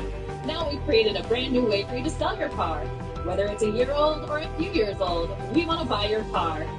So go to Carvana, enter your license plate, answer a few questions, and our techno wizardry calculates your car's value and gives you a real offer in seconds. When you're ready, we'll come to you, pay you on the spot, and pick up your car. That's it. So ditch the old way of selling your car and say hello to the new way at Carvana. I started experiencing hair loss on the edges specifically. My part was extra thin, and that's what meant hers. Through hers, you can regrow thicker, fuller hair with a range of doctor-trusted treatments, including serums, chews, and pills, formulated with prescription ingredients and high-grade supplements. I've started to feel more confident. I tell all of my friends about hers. Regrow hair in as few as 3 to 6 months. Get started today at forhers.com. Why choose a Sleep Number smart bed? Can I make my side softer? I make my side firmer. Sleep Number does that. You save 50% on the Sleep Number limited edition smart bed plus 0% interest for 48 months when you add adjustable base. Shop now at sleepnumber.com.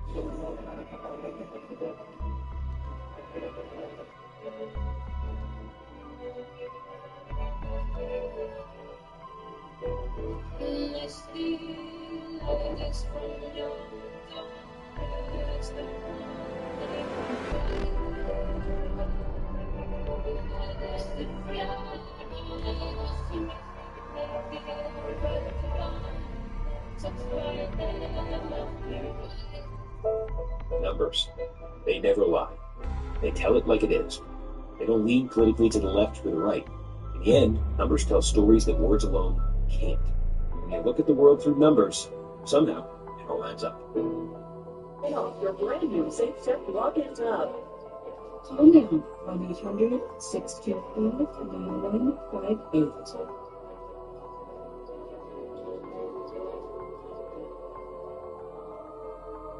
They witnessed former President Trump's first criminal trial from inside the courtroom.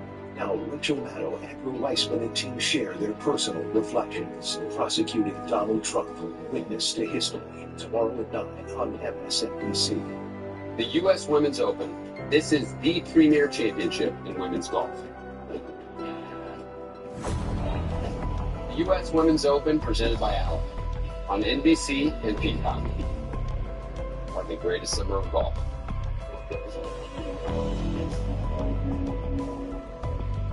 Donald Trump will soon be the first presidential candidate backed by a major party with a felony conviction. And in the 24 hours since a jury of his peers delivered the verdict finding him guilty on 34 felony counts, his so-called law and order Republican allies rallied behind him. I do believe the Supreme Court should step in. Obviously, this is totally unprecedented, and it's dangerous to our system. If they do this, if they turn the American system of justice into banana republic garbage, they're going to suffer consequences for it. This was a political smear job. This was an attack job. This is what you see in banana republics. This is a justice system that hunts Republicans while protecting Democrats. This was certainly a hoax, a sham.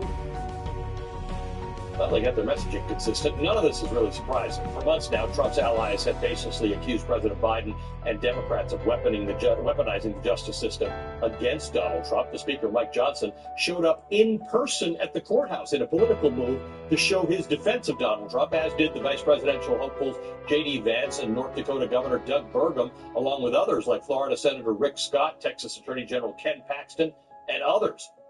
These are people who will apparently stand behind Trump no matter what. Their minds were never going to change. But after a jury of Trump's peers in New York delivered all those guilty verdicts, the question became whether reality would sink in and change the minds not of those people, but of voters themselves. According to a poll from NPR, PBS, and Marist conducted an out just before the verdict was released, the answer is probably not. A supermajority of registered voters, a whopping 67%, said a conviction in the hush money cover-up trial won't make a difference in how they vote. 15% said it makes them more likely to support Trump. That's mostly among Republicans. So what does this guilty verdict mean? Not just for the future of the Republican Party, but for the future of our democracy if a convicted felon can run for president and do so with the backing of one of our two major political parties. More on this, I'm joined by Doug Jones, the former Democratic senator from Alabama. He also served as the United States Attorney for the Northern District of Alabama. Joe Walsh is a former Republican congressman from Illinois. He's the host of the podcast White Flag with Joe Walsh. Good morning to both you gentlemen. Thank you for being with us. Senator Jones, good to see you. Let's start with you. Mitch McConnell said the charges against Donald Trump should never have been brought in the first place. Two of your former colleagues who are contenders to replace McConnell in Senate leadership have come to Trump's defense, even though they've sort of tried distancing themselves from January 6th. Senator John Cornyn called the verdict a disgrace. Senator John Thune called the case politically motivated. You've worked with all of these people. Did any of this surprise you? Yes, it absolutely does. With a number of them. Some, not so much. Some you would absolutely expect. But I keep hearing the word shame and disgrace. Well, the shame and disgrace, Alex, is the comments coming from Republican leaders throughout this country. This was a jury that convicted Donald Trump. It was not a Justice Department. It was not a DA. It was a jury in New York that convicted him. And the fact of the matter is, they're the ones that are tending to create what they describe as a banana republic, to basically compare our justice system. To continue to attack this justice system is really breaking the framework of our Constitution. And I don't know if they fully recognize that or not, but it is a real travesty of what's going on. Right, because you're a lawyer and you understand that some people don't like verdicts and judgments and there are methods to deal with that. But this is, Joe Walsh, this is something entirely different. This is the complete undermining of the system, which, by the way, I was just talking to the senator about what's going on in the Senate. It's worse in the House. Speaker Johnson saying the Supreme Court should get involved in this. Jim Jordan calling on Alvin Bragg to testify before his weaponization of government committee. What do you make of this? And Allie, it's consistent though, right? Look what Donald Trump has done. He has absolutely destroyed the faith in our elections system in the last 3 to 4 years. Most Republican voters now no longer have faith in our election system. And Doug Jones is right. Now he's doing the same exact thing with our justice system. Allie, this may sound funny, but Donald Trump's the luckiest guy in the world. I mean, think about it. 3.5 years ago, he tried to overthrow an American election. He won't be put on trial for that before this election. He used the powers of his office to force Georgia to overturn their election results. He won't be put on trial for that before this election. He stole classified documents and then obstructed the search and retrieval of those documents, and he won't be put on trial for that before this election. Instead, he's been convicted for paying hush money to a porn star he had sex with 15 years ago. It's given Mitch McConnell and Susan Collins And all of these Republicans who don't like Trump, this case, Allie, has given them a real easy excuse to say this conviction is bull.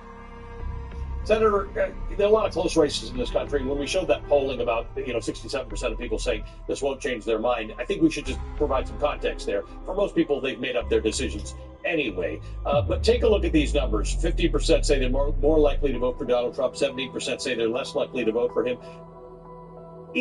To the extent that the real verdict is going to come out on November 5th when people make their electoral decisions, is there anything to be done about this? Like, is there anybody to be convinced? Because it seems that people are largely unmoved by this. We've got a long way to go. I mean, we've got conventions, we've got a debate, we've got sentencing that's got to come up. We've got a long, long way to go before November. And remember, what you're looking at there is a national poll. The real key is in those battleground states.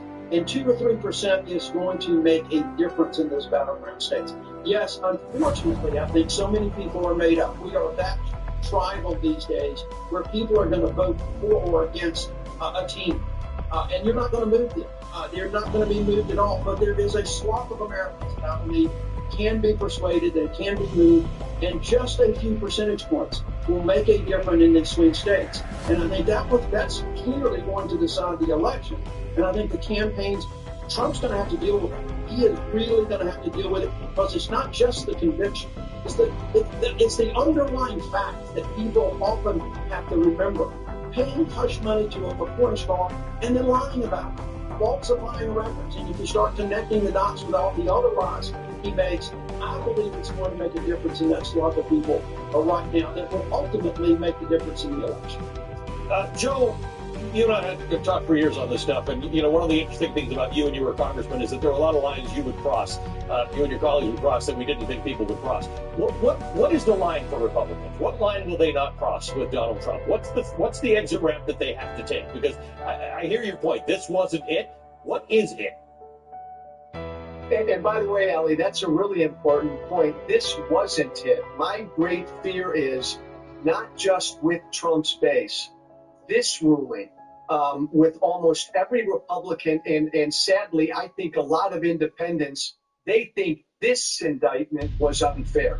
They think this indictment was a stretch. But to answer your question, there is no line. Again, Allie, I know I'm a broken record. For the first time in American history, a president in 2020 lost an election and refused to concede. And then he tried to overthrow the election. I mean, a healthy political party, Allie, would have picked up Donald Trump and thrown him to Siberia, never to be heard from again. My former party is fully radicalized. There is no line. There's nothing Donald Trump can do to peel most Republican voters off of him. So Senator Jones, people have been asking and been talking on radio shows and call-in shows and saying things like, is this going to be the excuse for Republicans to do whatever it is they're going to do? And clearly the answer is no. Republicans aren't going to do anything to Donald Trump. The lineup of the Red Tie Brigade was kind of fascinating.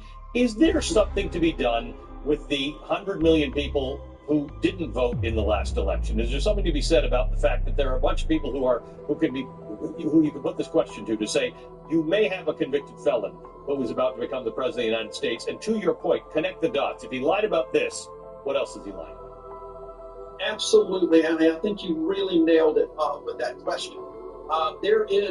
We are looking at a situation where we did have more people voting in 2020, but we're still in so many states record lows. I mean, there are still 50% of the people that don't vote, or 40% of the people that don't vote. Even in high states, it's 25 or 30%. I think Democrats across the board, not just in blue states, but certainly in these red states and these swing states, have to really start identifying the low propensity voters, the non-voters, and go after them to say, you have got to get out. This is your duty. You can save America. You can save democracy. And I think it's a very powerful message that needs to be developed from one end of this country to the other. And by pro-democracy, we need to be sounding the warnings that our divisions within this country are what is the biggest threat to democracy. We can talk about Donald Trump, but it's these divisions and these non-voters and low propensity voters have that ability to change that. And Joe, you lean into that. I mean, that's your point, really, of the things you do. You get into conversations with a bunch of people. It's not really, I mean, in some ways it's about Donald Trump, but I think the senator's right. We're very divided people, so we have to make a decision and a hot take on what we think of everything based on partisan politics. It doesn't have to be that way. Absolutely. And look, Allie, Trump doesn't have anything to prove. Every American knows who he is. And America needs to decide, do I want this ugly, horrible human being back in the White House? Allie, this is up to Joe Biden. I do believe there are a lot of undecided voters right now who do not want to vote for that, I'll watch my language, that guy. But they need to be convinced that Joe Biden is up to the job, that he can seal the deal. I think this is a great opportunity for Biden to show the American people, I'm not too old, I'm up to the job, and to really take Trump on real strong. I think if he can do that, he can close this deal. Guys, thanks for your time this morning. I always appreciate talking to both of you. Doug Jones is a former Democratic senator from Alabama, the author of Bending Towards Justice, which is an amazing read. Joe Walsh is the former Republican congressman and the author of Silence. There are more words than that. I'm just not going to say them. Be sure to stick with MSNBC throughout the day for the latest coverage of Donald Trump's conviction. Later today, my friend Alex Witt will be joined by Stormy Daniels' attorney, Clark Brewster, to discuss her reaction to the guilty verdict and why she felt the need to wear a bulletproof vest to court. Alex Witt Reports begins at 1 p.m. Eastern, only on MSNBC. We'll be right back.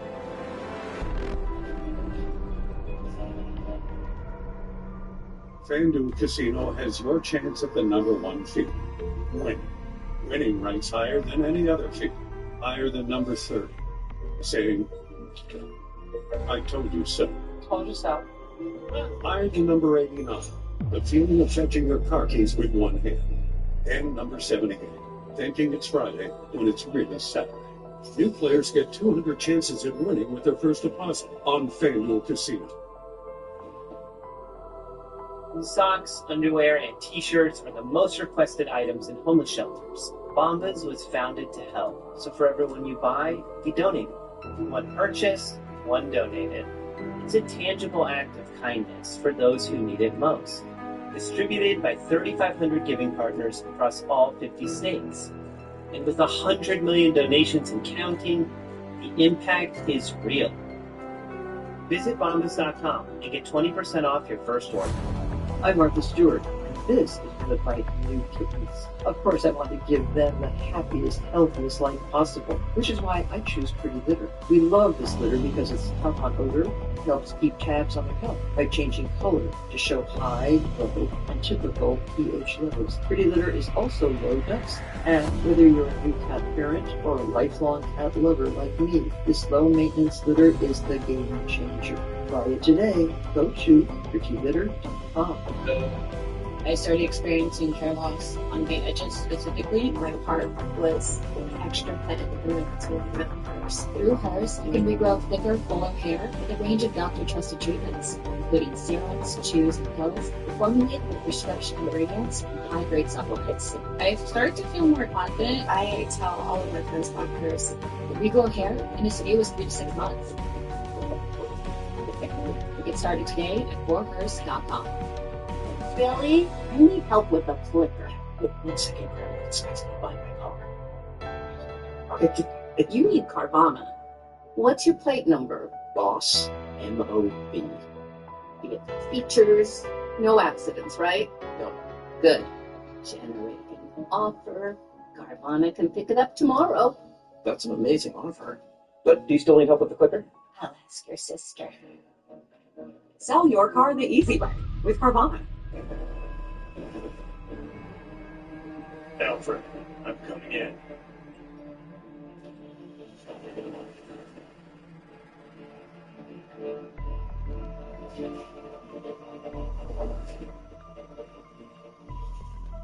Thanks, Alfred.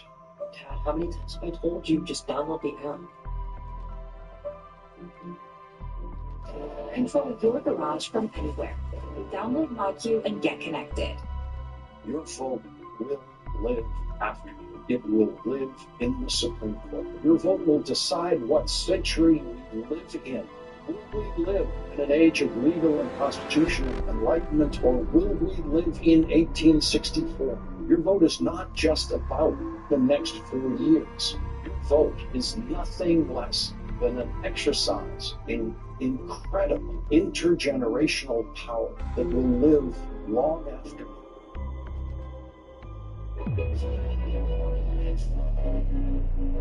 All right, before we go, a quick note. I'm joining Katie Fang's show next hour to discuss my new book, Small Acts of Courage, A Legacy of Endurance in the Fight for Democracy. Join us for that conversation. And after this weekend, I'm heading up to Canada for a few book events. If you live in Calgary, this is for you. Join me on Monday, June 3rd at the annual WordFest Festival at the Grand Theater. The address is right there on the screen, and you can buy tickets at wordfest.com. To my fellow Torontonians, I'll be in the 6 on June 24th in conversation with Peter Mansbridge, and in Vancouver on June 27th in conversation with Ian Hanomansing. Tickets are available for those as well. I'll post all the details on social media. Follow me on all the things: X, Instagram, Threads, Facebook, LinkedIn, Post News, and Mastodon.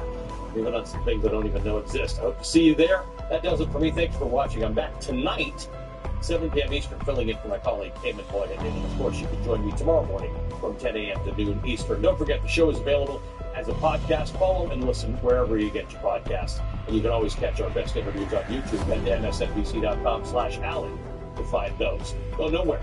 The Katie Fang Show starts right now. This is the Katie Fang Show, live from MSNBC headquarters in New York City. Real estate mogul, reality TV star, Teflon Don, President of the United States.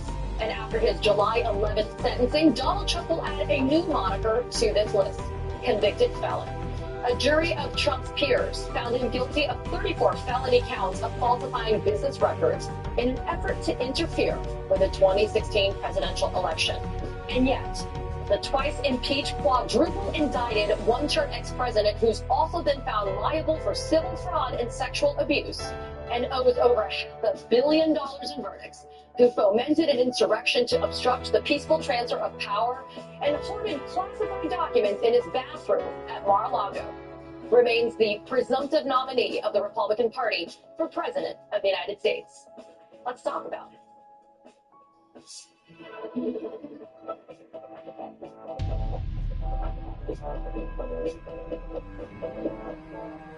I want to welcome you to a special Katie Fang Show. It's reminiscent of Up, for those of you that remember. I have a rock star panel of a roundtable today. Catherine Christian, former assistant DA at the Manhattan DA's office and MSNBC legal analyst. Jeremy Salon, former assistant DA at the Manhattan DA's office and criminal defense attorney. Hugo Lowell, political investigations reporter for The Guardian. He was in the courtroom when the verdict came down on Thursday. And Molly John Fast, host of Fast Politics podcast, special correspondent for Vanity Fair, and MSNBC political analyst. And now the prompter goes blank, because I wanted all of you guys here. I actually banked on a verdict, and I told my team I am going to book you guys for a round table, because we will have a verdict to talk about on this Saturday show. So, Catherine, I'm going to start with you. You and Jeremy have become staples for our MSNBC viewers, giving us incredible analysis and insight. I'm not going to ask you what your thoughts are, because I think we've already heard a lot about it. Let's get down to the brass tacks, because I think a lot of people want to know what are the next steps. So, Catherine, we've mentioned it before, a PSI. Let's talk in even more detail about that pre-sentence investigation report that's going to be done for the 45th president of the United States. It's done for every defendant, so he's not being targeted. It's not a kangaroo court. So the probation department, that's how they do it in New York, of New York City, will assign probably a high-level probation officer to interview Mr. Trump and prepare a report. And it's going to be about the case. It's going to be about his background, economic status, educational status, and whatever else the judge wants in that report. We'll prepare that report, give it to the defense, give it to the prosecutor, give it to the court, the judge. It will be confidential, so reporters will not be able to go into the court file and pull it out. And the judge will base his decision not just on that. It'll be on what the prosecutor says. They're going to file a sentencing memo. The defense will file a sentencing memo. This will all be due way before the sentencing date in July. And then on that date of sentencing, the judge will sentence. Now, also between that, Todd Blanche has said he's going to file motions. The only motion I can think he could file, which is one that's allowed, a motion to set aside the verdict. So he will file, assuming he's going to file that motion in writing, the prosecution will have a chance to respond to that. Sometimes that delays the sentencing. I don't think it will in this case because the judge is not, sometimes it's delayed because the judge can't make a decision. This judge can make a decision, so he's going to make the decision on that motion to set aside the verdict before the sentencing date. Jeremy, I want to focus on something that Catherine just said. Trump's going to be interviewed by this probation officer for this report, and he's going to be asked about the case. And what's interesting is he triple, quadruple down all the time, even yesterday in that crazy presser that he had, about his denial. Now listen, everybody's entitled to a defense, and everybody's entitled to go to trial, which is what he did. But what does it say, though, when it comes to the potential for him getting dinged on sentencing, that he shows no remorse? Because he's going to tell this PO, I did nothing wrong, this is a witch hunt, et cetera, et cetera. It's a hazard that he's walking into knowingly, intentionally. And whether it was a plea of guilty or a conviction after trial, the same requirement stands. You meet with his probation officer, you give what your thoughts are, share your information, but your thoughts are not, I didn't do anything wrong, because if you took that plea and you voluntarily did so, you've admitted to it in court. And if you've been convicted, it's the same thing because a jury of your peers have found you guilty beyond a reasonable doubt. So if you turn around and you say, no, I didn't do this is a lie, it's a witch hunt, or even if you say it more mildly, when that now goes before the judge is going to ding you proverbially, bop you on the head and say, there's accountability. And if you don't want to give it, or you don't want to take it, I'm the one who's going to distribute to it. And it's going to be a heavier hand than it would have been if you would have accepted responsibility. It's the same thing if it's a white-collar case, a sex crimes case, a gun violence case. This is no different, to Catherine's point, than any other person in that courtroom or any courtroom in New York State. And say it louder for the cheap seats in the back for the Republicans to say it is otherwise. Hugo, I do want to take the timetable back for just a hot second to Thursday. You were actually in the courtroom when the verdict was read. I want our viewers to understand how Trump reacted. I mean, we were getting a lot of real-time updates for those of us that weren't inside the courtroom, but how did he react visibly? What did he look like when the verdict was read? I think he looked miserable, and really all I can say, I've seen Trump at some of his worst moments legally now. I was there when he was indicted in the classified documents case. I was there when he was indicted in this case. I was there when he was indicted for the federal January 6th case. And this is the worst I have seen him ever. You know, he does the usual scowl, his brow kind of furrows, he frowns, he kind of sat back in his chair, he kind of shaking his head when the guilty counts were read out at the start. And there were so many that he stopped shaking his head because it went on and on and on. Each and every 34. And what was so interesting was how different the mood was in the courtroom just 30 minutes before. I mean, just to kind of run you back through how this all played out on Thursday. Yeah.